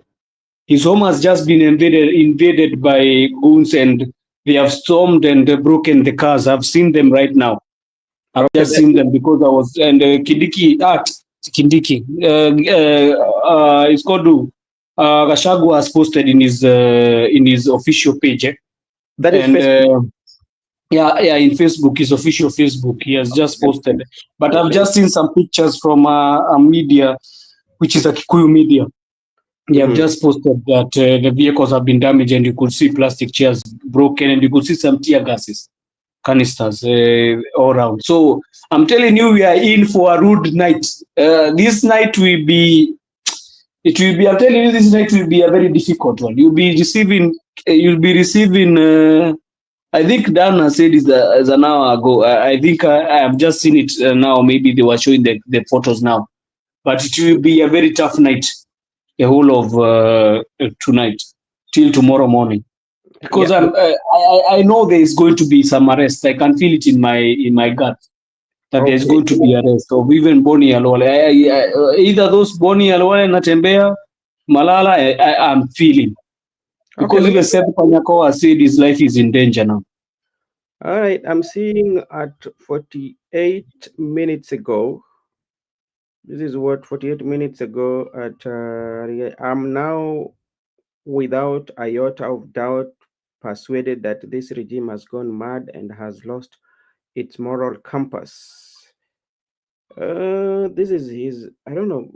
I'm trying to look at his page here. The one that I have. Oh, was it in the tweet?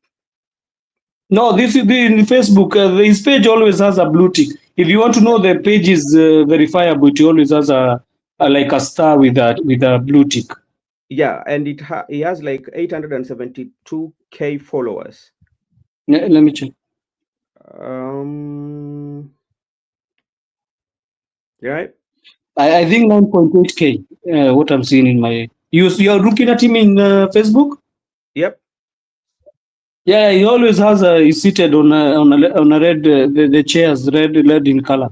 Yeah, and on the background is facing the mountain. Let me see. Let me see. 1 minute, please.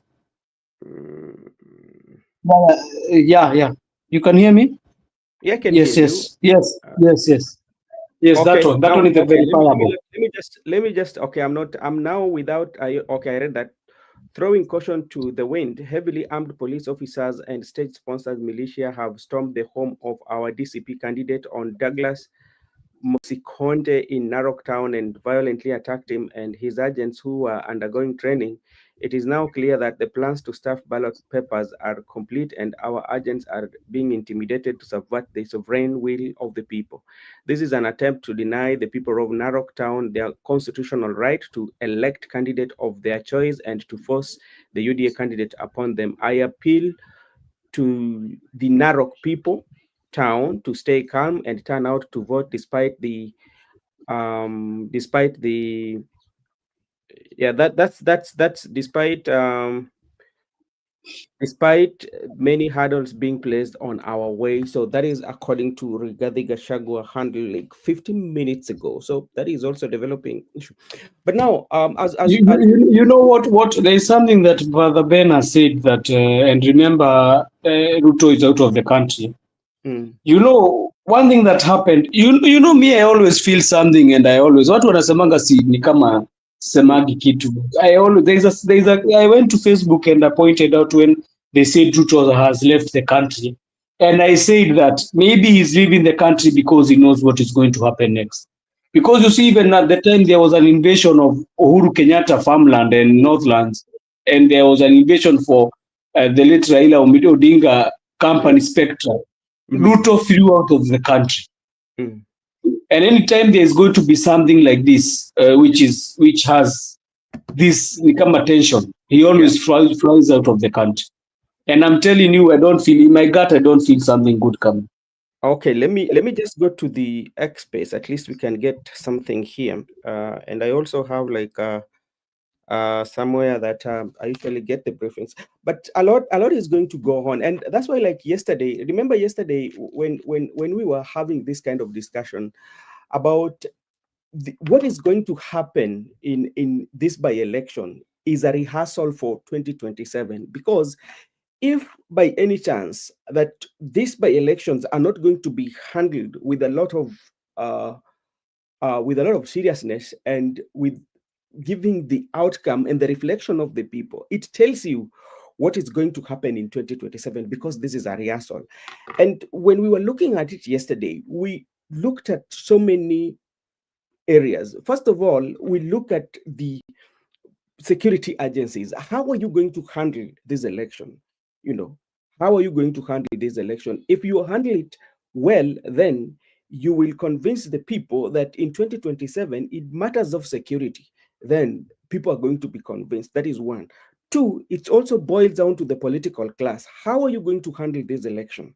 You know, if you handle this well, and when we are talking about the political class, we're not only talking about the political class that are aligned to the government, we are also talking about the political class that are in the opposition. How are you going to handle yourself? You know, and how are you going to How are you going to handle yourself? How are you going to do your campaigns? Everything that they are going to do is a reflection, is a rehearsal for 2027. Again, it coming to now the referees that are in charge of making sure that the due process is followed, especially during this election. And from the look of things, without reasonable doubt, to me, I feel for a fact that to some extent, the IBC that are in place today, I cannot give them, I can even give them 2/10 based on what has happened, on how they've carried out themselves. Because this is from the time, the due process, especially when to declare or when to clear a person to run for uh, an elective seat. You've gotten a letter. What happens? You still go ahead, despite the evidence, documentation that you have that say that this person is a red flag. That is one. Secondly, even after 48 hours that has been given by the election, that 48 hours you should not go on campaign, we still see people lining up are being given tokenism to sway their thinking on how they should vote. So for that, because like I would expect the IBC to summon, especially those who are doing those activities. The only time we saw that was when the members of Kasipul Kabondo, the Rocco and Boyd were charged like 1 million for the violence that happened. But that one was not enough, Brother Benson, Yeah. even I think you're becoming very lenient on these guys. You're giving them 2%. The IEBC, you're giving them 2 out of 10. Me, I can never give them even anything. I think they are 0 out of 10. And as we are talking, Seth Panyako house has been raided. So we are going to continue taking the updates.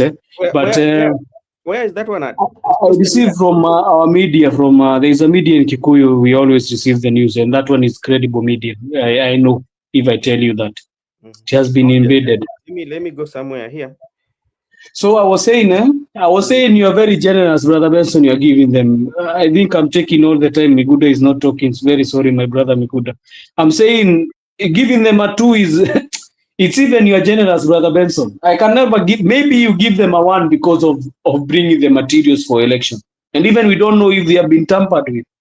So IEBC, this IEBC is even bad than the one which we had for Wafula Chebukati. This one even has become worse because you see they are clearly even defending themselves even before they have started anything. Why do you need to defend yourself even before you have started any work in those offices?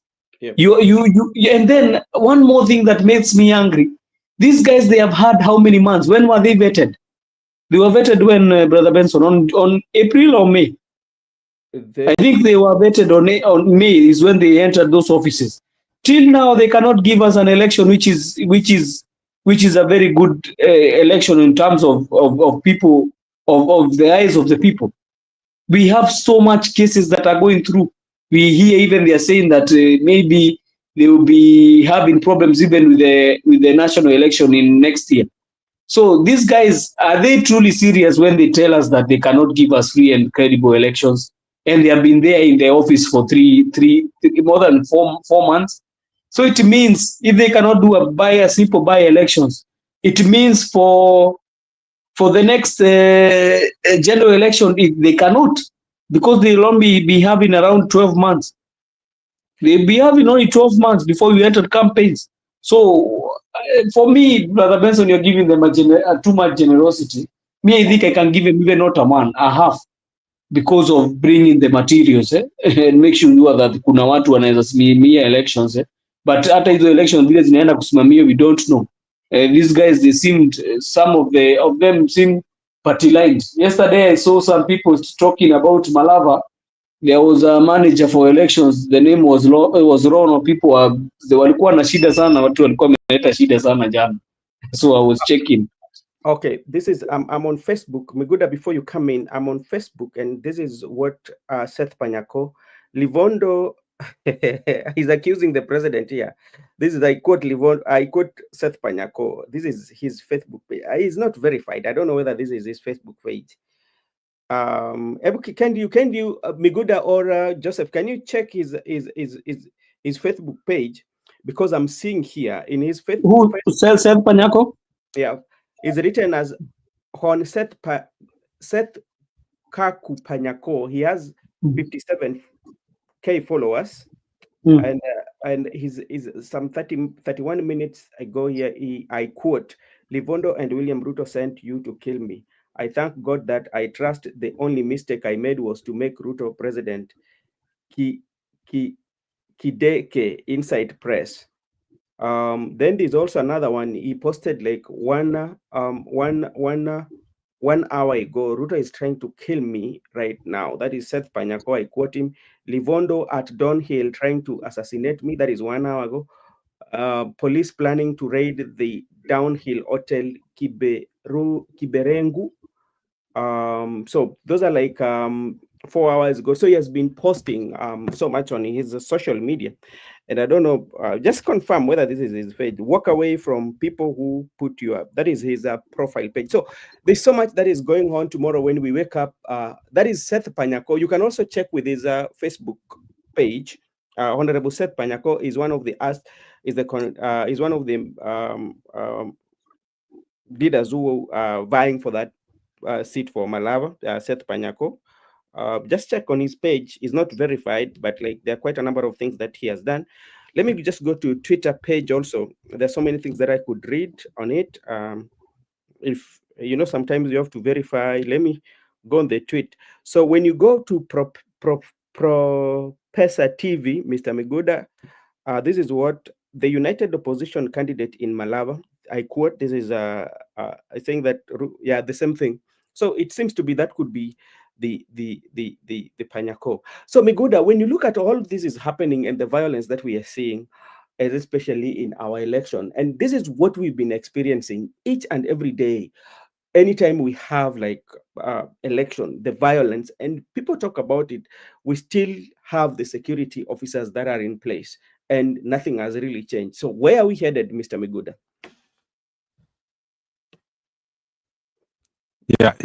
Yeah. Thank you, Brother Benson. Someone has also commented on your phone, the phone you are using. And also, you have a nice phone. You know, that time I was with you, I was having that phone on my hand, and I also had the same similar opinion. So it is true. You know, I've been commenting about it even when we are offline. So, and okay, I had thank you so much, everyone. Who commented that?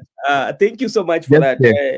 Actually, you know what? When I was with you, I told you about that phone. Now you have realized it's true. The phone is so. This is Motorola. It's a good one. It's a Motorola. Thank you so much, and thank you so much. I did not see that. Sorry for not seeing it. Yeah. Okay, so I just want to say, you know, the good thing is that some of us have this intent that we have been privy to them, and before we have also been victims of the same. So the part of it is that we understand. We know, the good thing is that we know everything. If we know what to do. We understand that in election process, law enforcement officers, their duty is to maintain law and order. I see their duty is to conduct election. Electors are just to cast their ballot. Then we call it a day. But now the state is complicating everything, and that's why when we were watching more comment today around midday, we were very able to predict everything. And in which context you find a law enforcement body which is supposed to maintain law and order harassing the candidate, whether it's in opposition or not opposition? Why do you harass a candidate in an electoral exercise? Intimidation, raiding their homes. They are not maintaining law and order. And even the purpose for deploying more than 1,000 police officers per constituency is just to cause violence. This is going to cause violence. These people are dangerous. These people are dangerous. The UDA regime. These people they are thugs. They are very dangerous people, and this is how they want to deal with Kenyans. But you know what I understand.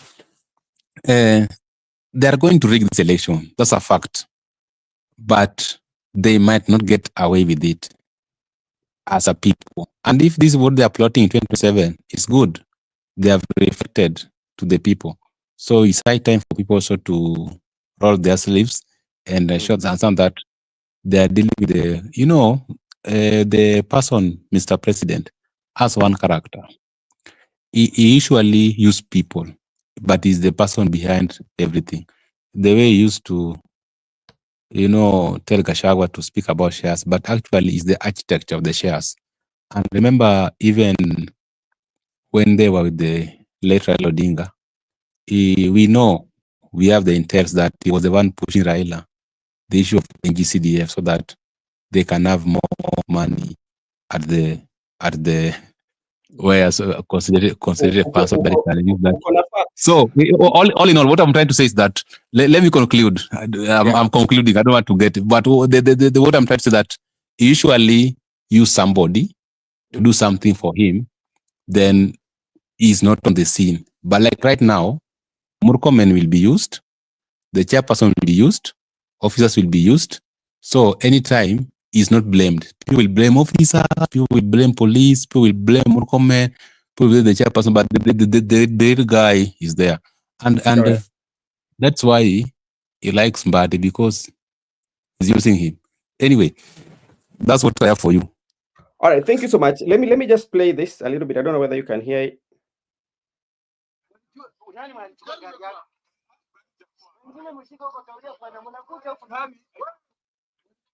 This is I think this is one of the guys who are on the other side, and from who went to Panyako's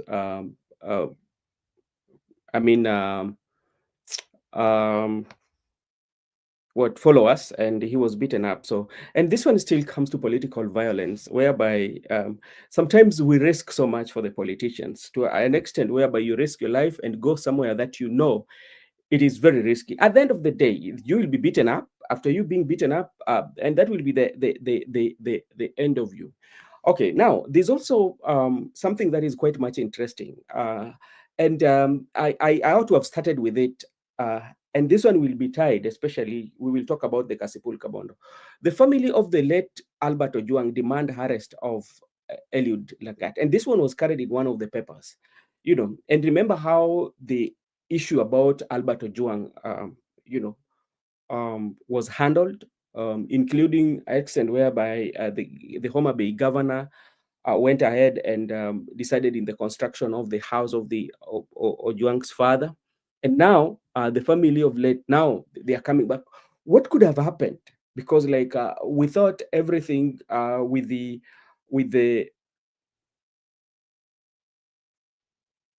yes, Brother Ben, Malava and Mbere North will be total chaos.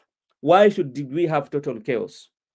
The chaos is coming from opposition or from the government, and if so, why would they?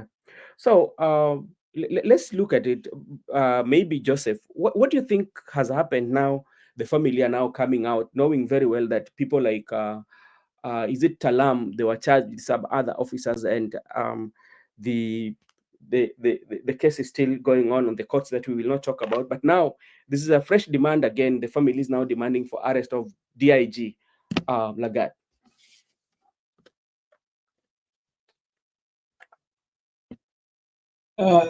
Thank you, Brother Benson, for that question. I think the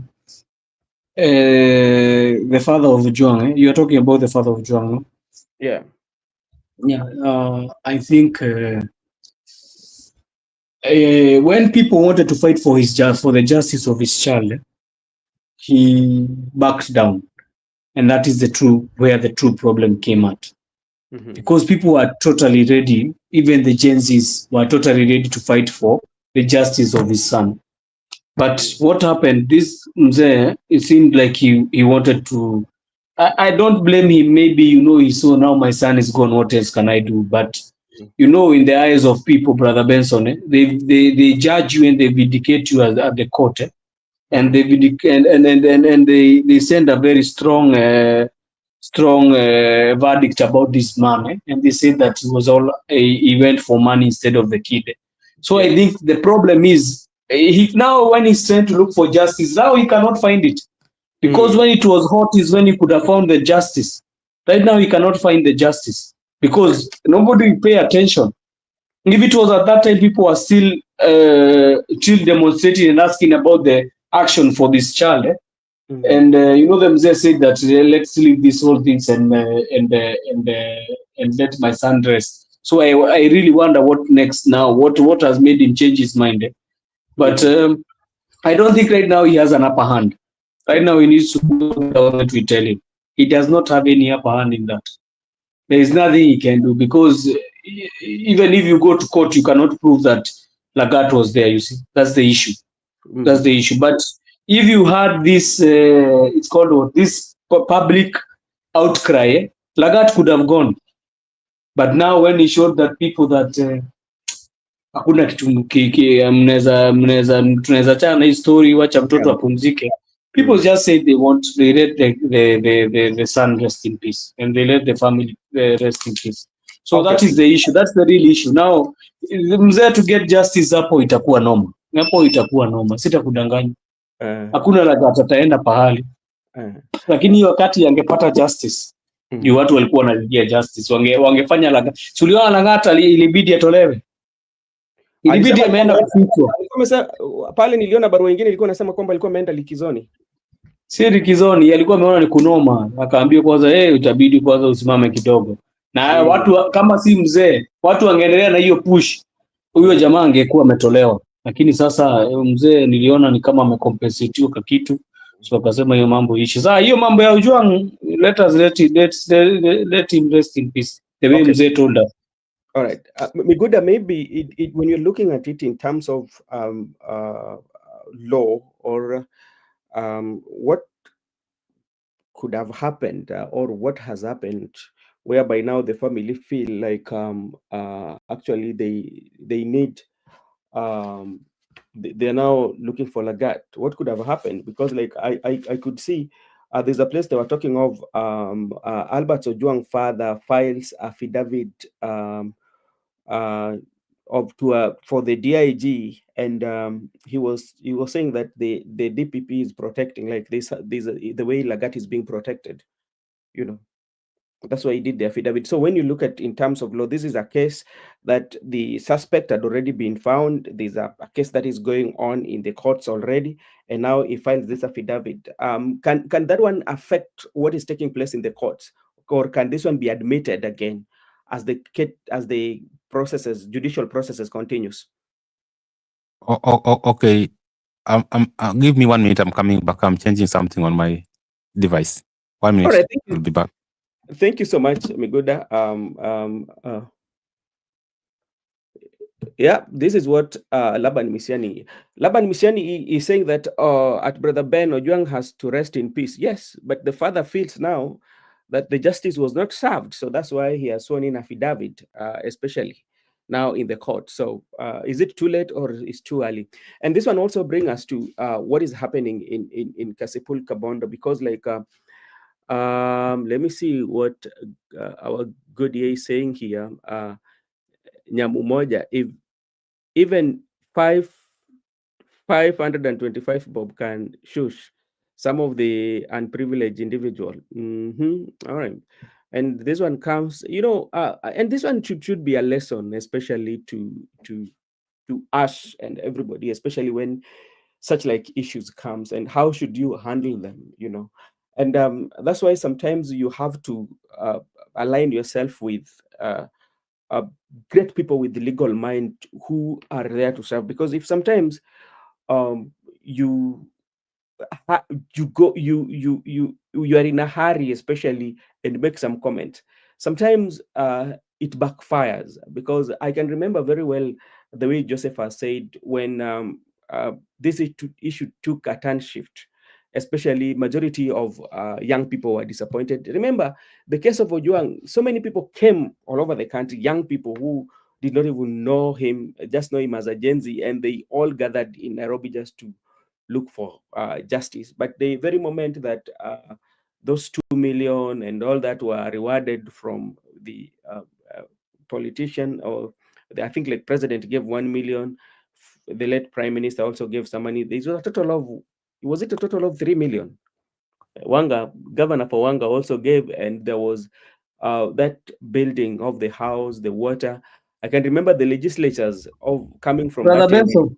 Yeah. I think if Muzee could have waited for a little bit and be patient, Yeah. he could have even gotten a large sum or some, because even than the one he was given by the president, because he could have sued the state. You know, Yeah. he was killed in a police station, Yeah. in a police cell. So Mhm. that one is public versus the state. Yeah? Is you versus the state. And obviously it was found, and all the deals were leading to the police station. So they could have just found the justice, and also he could have found the compensation. But now I think compensation came first. So that was the issue. Yeah. So even when we take to court now, it does not hold any waters too much now, I don't think. But maybe law, courts deal with a different view of how we deal with it. They deal with laws and evidence and everything. All right, thank you so much. Miguda, Yes. just to let us know limitation, especially, do we have any legal limitation on the filing? That is what Father Dan is asking, and that is also what I was putting forward for you when the judicial process is going on. Is there that window whereby you can um, at least file new evidence to the case that is ongoing? Okay, before I tackle your question, first let me also give my input. There's a problem in this country. I don't know in Kenya or in the entire world, but we have a problem as a people of this country, because when it's my turn, I'm quiet, but when I'm out, I'm making noise. Or when we want justice, there are some people conspire to delay justice. Then once the event has been, the justice has been overtaken by events, then you come back to the people, surely. You know, we pleaded with Mzee, that Mzee, we can even changa for you those millions, because you understand the spirit of the public by that time. We could have given a still number. Then we say, okay, Kasongo want to give me 2 million. Okay, give us 5 million. People could have given him 5 million. But, and you saw people, there are some characters who went to Mzee, many things. So until we people also must also respect ourselves, as that when something is wrong, it's wrong. When something is right, it's right. When there's injustice, there's injustice. And when the public are crying out for justice, give us a listening here. Don't try to influence our cry. But all in all, we also respect by that time that it was their own volition, because as a family, they were now the victims in that case, because it was now the state versus the person who killed Ojwang. And if there was a state versus the defense, in the case, we told that they were alarmed, those police officers. So there were so many parties. And the victims were the family. The victims are very crucial into the criminal case. But now if the victims have collided with the suspects, and they're now saying that, let us bury our own. We respected that decision by that time. And I want to be very clear, not that people misunderstood me. The public respected the decision, and we said it's a family affair. If the victims have withdrawn and have accepted the compensation, well and good. Bury your son. We wash our hand. Today, you want to compel the public to assist you to cry again. Really? Until we agree as a people that when something is wrong, it's wrong. When something is right. Always stand for justice. But if you decide to collide with the injustice people, those people commit injustice, just go with them. So I want to say that, in a criminal case, like that of Eli Lagat, not Eli Lagat, because like that of the deceased and the suspects, we find that in nature, it is the state versus the suspect. And in this case, the suspect were also state officers. And the suspect are also the people who are supposed to carry out investigations. It's not complicating issues here. But the good thing that we are the victims who are seeking for justice, the family, and also in the victims report or the state, there were evidences from the Bagadi hospital. We saw the video evidence. the young boy was brought already dead, and it was contradicted the statement by the suspect that actually he was brought there alive. And also we got the report from the people carried out autopsy, the pathologist, who told us that he was strangled, he was beaten. It was very clear that the boy was, they did all sort of those issues. So when you are instituting a lawsuit, in this case, Nyasa now is a criminal in nature, and this now the state whereby after the investigative agencies have done their part, they have given the report to the ODPP. ODPP now must go to the court. By the time you are making a filing at the court, already you have seen that you have done your due diligence and the case is going on. But here you find out that already the victims, they have like hide or they have like withdrawn. But when the victims have withdrawn, you have allowed the case to proceed. So as the case is proceeding, then you want to find another maybe compelling reasons why you should be granted justice. You know, that is what the court will quash out, and the suspect team will argue that we were brought here based on the initial charges. The added charges right now is not why we are here. So you have to initiate a new lawsuit with that added filing. So as per now, we are dealing with what we have as per that time Ojwang was killed and up to now, because already people like those suspects, some of them have been detained, some of them have been have not reported their work, some of them have also been attending court. So if you want to, you have to introduce a new lawsuit initially. So it's up to them to take another route. But as now, we are dealing with what we have by that time initially. And so remember the principle of criminal law, the principle of criminal law, that it should be the standard of proof should be beyond reasonable doubt. And when the standard proof should be beyond reasonable doubt, that's why I never called like that in my statement, because as things stand right now, we want to find out the actual person who take action to kill the late deceased Ojwang, because Lagat must just be a complainant at the this headquarters. Then when those officers went and they picked him, so the person who killed, who strangled Lagat, that is the perpetrator.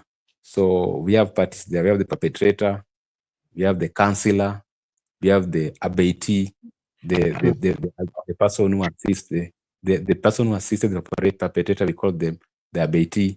The person who crafted or plotted is called the counselor, and the actual person who committed the crime is called perpetrator.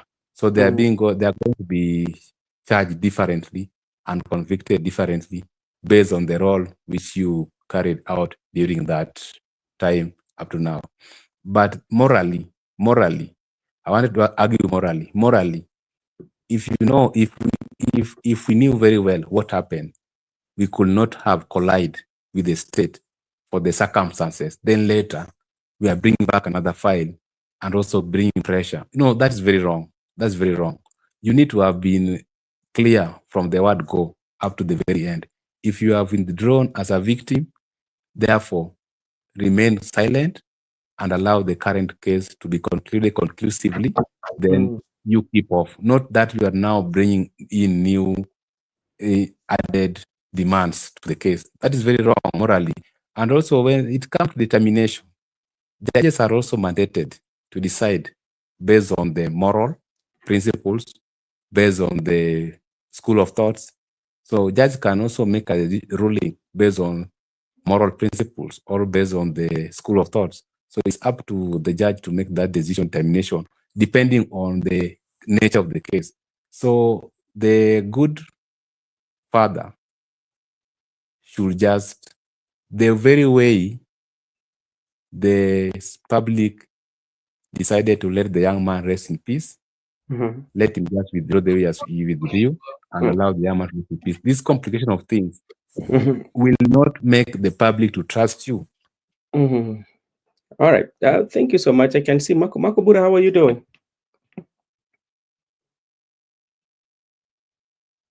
Good evening. I'm doing good. I don't know whether my background is noisy from your side. I know we can hear you. Maybe you can share with us your thoughts on what is going on right now in the country. As you know that we are headed in the polls in a few hours' time. What is your take on?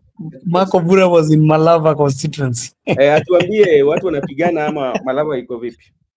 Brother Benson, huyo jamani nimeona amepigwa sana, huyo anaitwa Livondo. Oh, that is him. Anapigwa mpaka bila nguo. He does not have any clothes on. You have seen when he has a I don't know what that's why it's chaos. But Marco Bura is here, sorry. So this is what also has happened. Let me just, before Makobura comes in, IBC wants that strict penalty will be imposed on anyone found taking photos of the ballot papers after voting during Thursday's bias elections.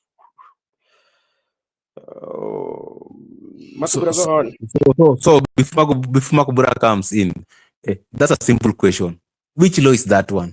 We have had general elections here. We took photos and people shared everywhere. So which law is being amended at midnight by individual?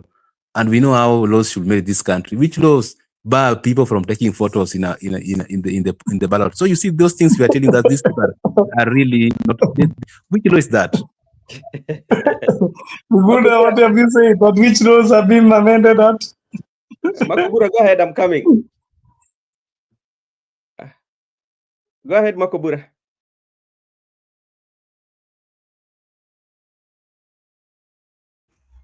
Makobura. Okay, thank you so much. I'm here.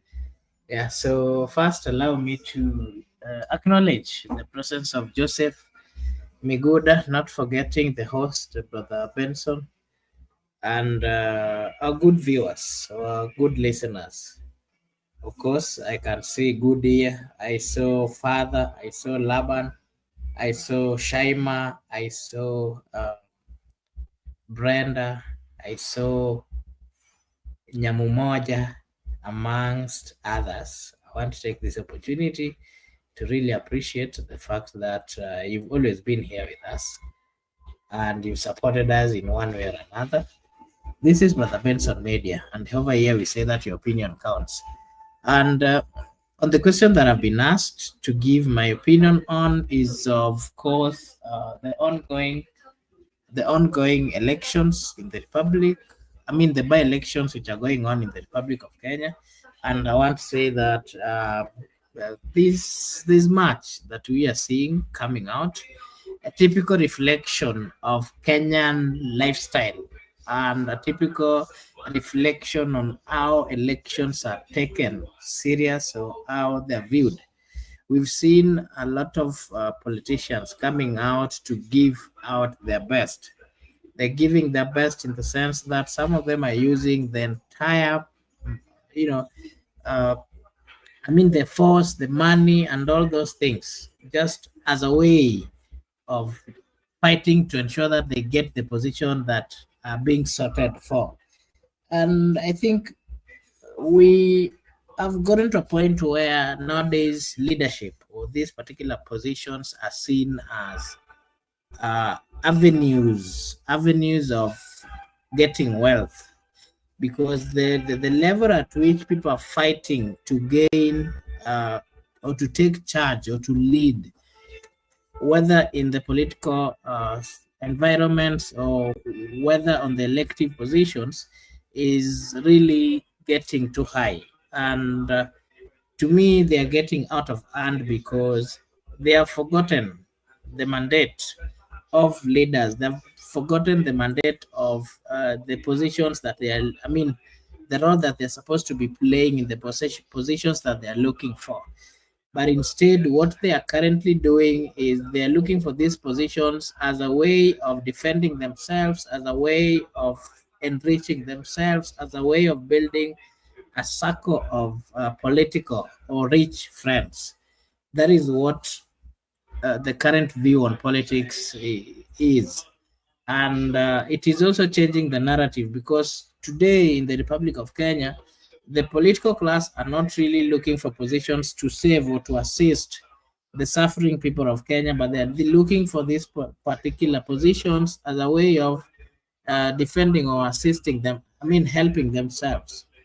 The main intention why people get into politics today is not as what used to be. It is not what we understand with the term leadership, or somebody who is going to look for a leadership role.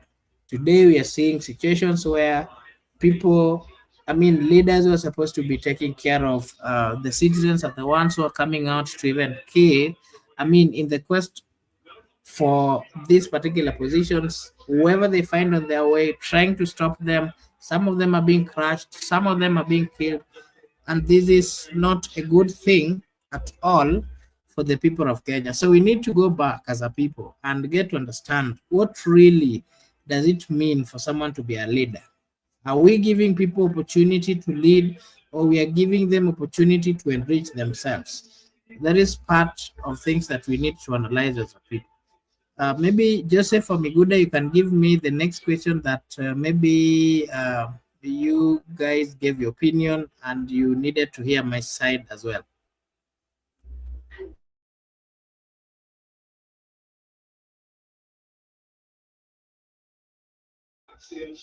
Joseph or Miguda, which question did you tackle that I'm supposed to give my take on as well? We were talking just general things, Marco Bura. We were talking about the happenings of the day, and you see, we have been receiving news from every sources now indicating that things are not going well as they seem, because if you hear police and goons raiding certain candidates at night, it's very horrifying. So we were talking about how is the readiness of IBC and how they have been conducting all these kinds of how they have been conducting themselves till now, and how do you see the election will go tomorrow? Do you see IBC delivering free and credible elections? My take, I'm just giving my opinion, and I would not really go for long because I know the Arsenal fans are somewhere waiting to see or to watch. I can hear you are hearing the ball. I can hear the music of UEFA Champions. It's where I am, so that's why I was finding it a little bit tough because of the noise behind. So allow me to give my take, and then maybe I'll not go. We can call it a day. What we expect tomorrow, we are expecting an election in different constituencies or wards, and the only worry that I have is we've not seen a mature candidates coming out to give reasons why they should be given an opportunity to lead. We are not having leaders, true leaders. To me, the ones that we are currently having, or the ones who are going for these particular seats, are not fully genuine. They are not true, genuine leaders. And for that reason, I feel that as much as we are going for this election, we are not really going to elect the right people. But on the other hand, the IEBC that are also been given the mandate to lead or to ensure that the elections are held in a free, fair, and verifiable in a verifiable way, they also do not have what it takes to hold that. And I said the same yesterday. My worry is the IEBC is compromised. Compromised in the sense that the selection, how it was done, the narrative that has been, that has always been in the Republic, the thinking of the people, one thing that I like about the people of Kenya is that when they start doubting about something, they are relatives to these people, and partly they get to know, they get to understand. When you see Kenyans talking about certain things, they have some genuine reasons why they're doing so. And for that reason, personally, the elections that we're going to have are already compromised. We are not going to get a free, fair, verifiable election, but we're going to get an election that has been uh, um, been midwife. Let me use that term. An election that is reflecting who used a lot of money to give the people who are supposed to be overseeing. That has always been the narrative in the Republic of Kenya. But we hope that the relevant authorities, the EACC, the police, and all those relevant authorities that are supposed to also assist, will be there to watch and to give, to ensure that everything goes well. It is going to be chaotic in certain constituencies, just like what we saw today, what we saw yesterday. The campaigns have been chaotic. Of course, I foresee a situation where we're also going to have some part of this, constituency people being chaotic. And again, it is going to give us a reflection of what is really on the ground based on the view that the people have towards the government or the ruling party and the view that the people have towards the opposition. That is what I can say. And for that reason, I think I'll just stop at that particular point, because I'm at a place where it's there's a lot of noise behind the scene. So, Joseph, I'll give you a chance to give us your last remarks, maybe.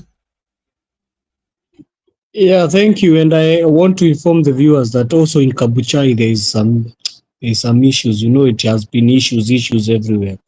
In Kabuchai, that the Ford that there somebody's arranging. Peter Mbai, I think, is in a DCP member, is arranging that Ford Kenya have sent goons to raid the agents that were sent by the United Opposition. They have been raided. They have been beaten right now.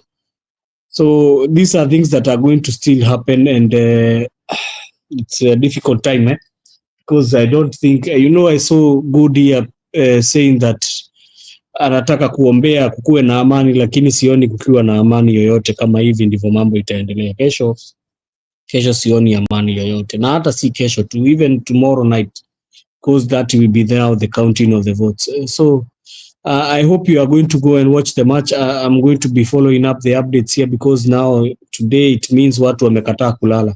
It has been now. If good here, you'll be able to find time. You can go in Facebook or all other social medias, even YouTube, and see how the damages that have been done to the Narok candidate. It's very alarming. It's very difficult to watch. Even you just go and check them. So I want to thank our viewers who are here, and Kinashima, Goodia, Judith, Father Dan, who has been with us here, and Nyamu something. I saw it's called Nyamu. I'm forgetting that name. The name was Nyamu Moja. Nyamu Moja and Laban. Laban was here with us, the two-term supporter, and I want to thank them for being with us here. So we are going to go. Brother Benson is back here, I think. Brother Benson, even Kabuchai kumewaka bwana.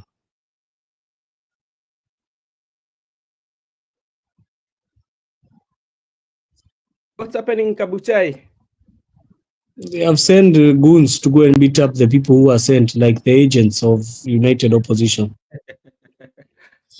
So it is a night of long knives. You heard that one, which was there before, the night of the long knives. Yeah. So that is what I was explaining to Marco Bura.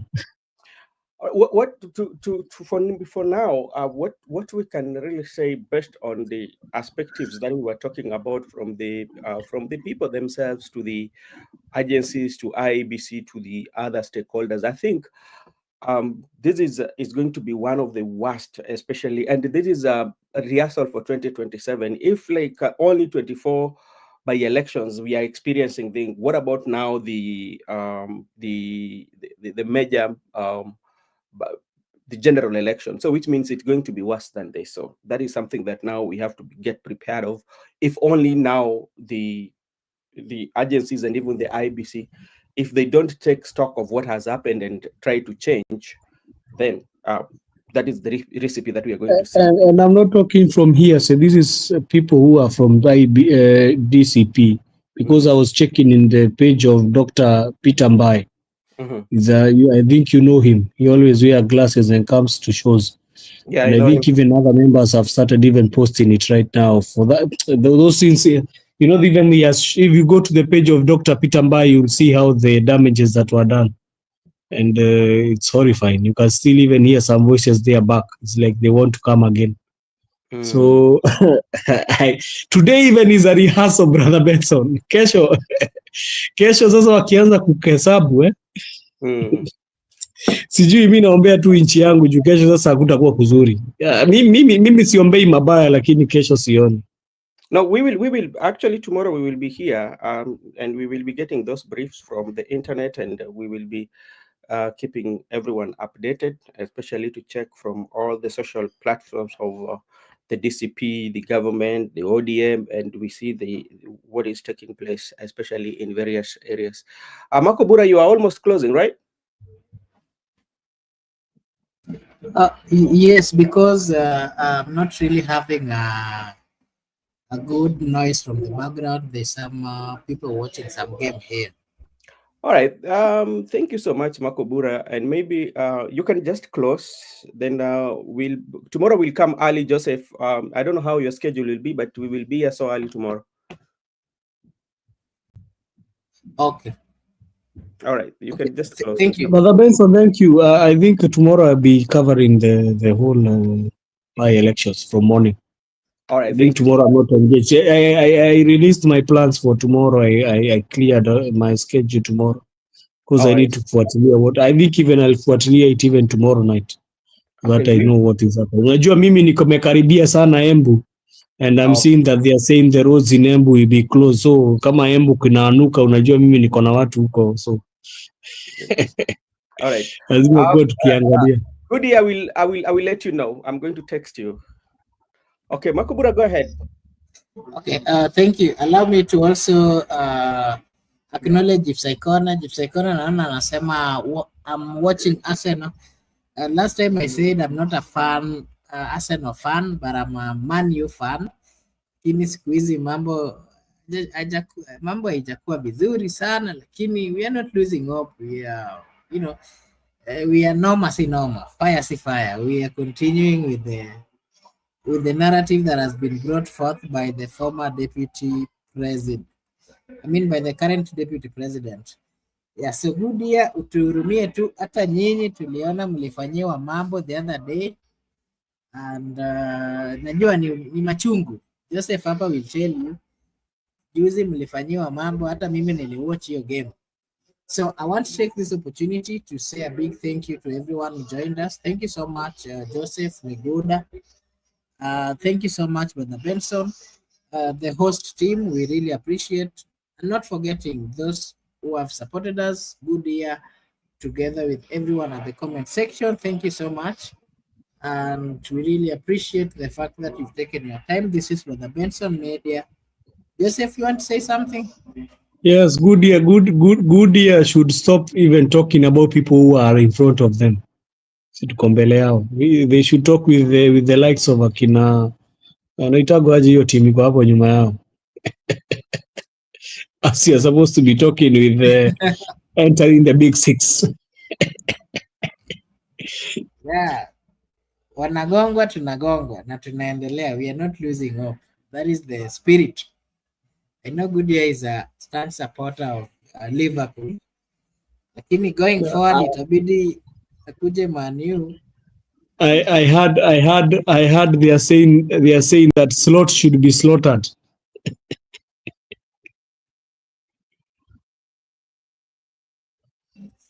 But Goodyear will slaughter you. Goodyear will slaughter you. Anyway, thank you so much. We really appreciate it. I want to take this opportunity to wish you all a blessed night, a blessed morning, a blessed afternoon, a blessed evening from wherever you're watching us from. This is the Betson Media, and here we say your opinion counts. Thank you so much, and may God bless you. See you again tomorrow.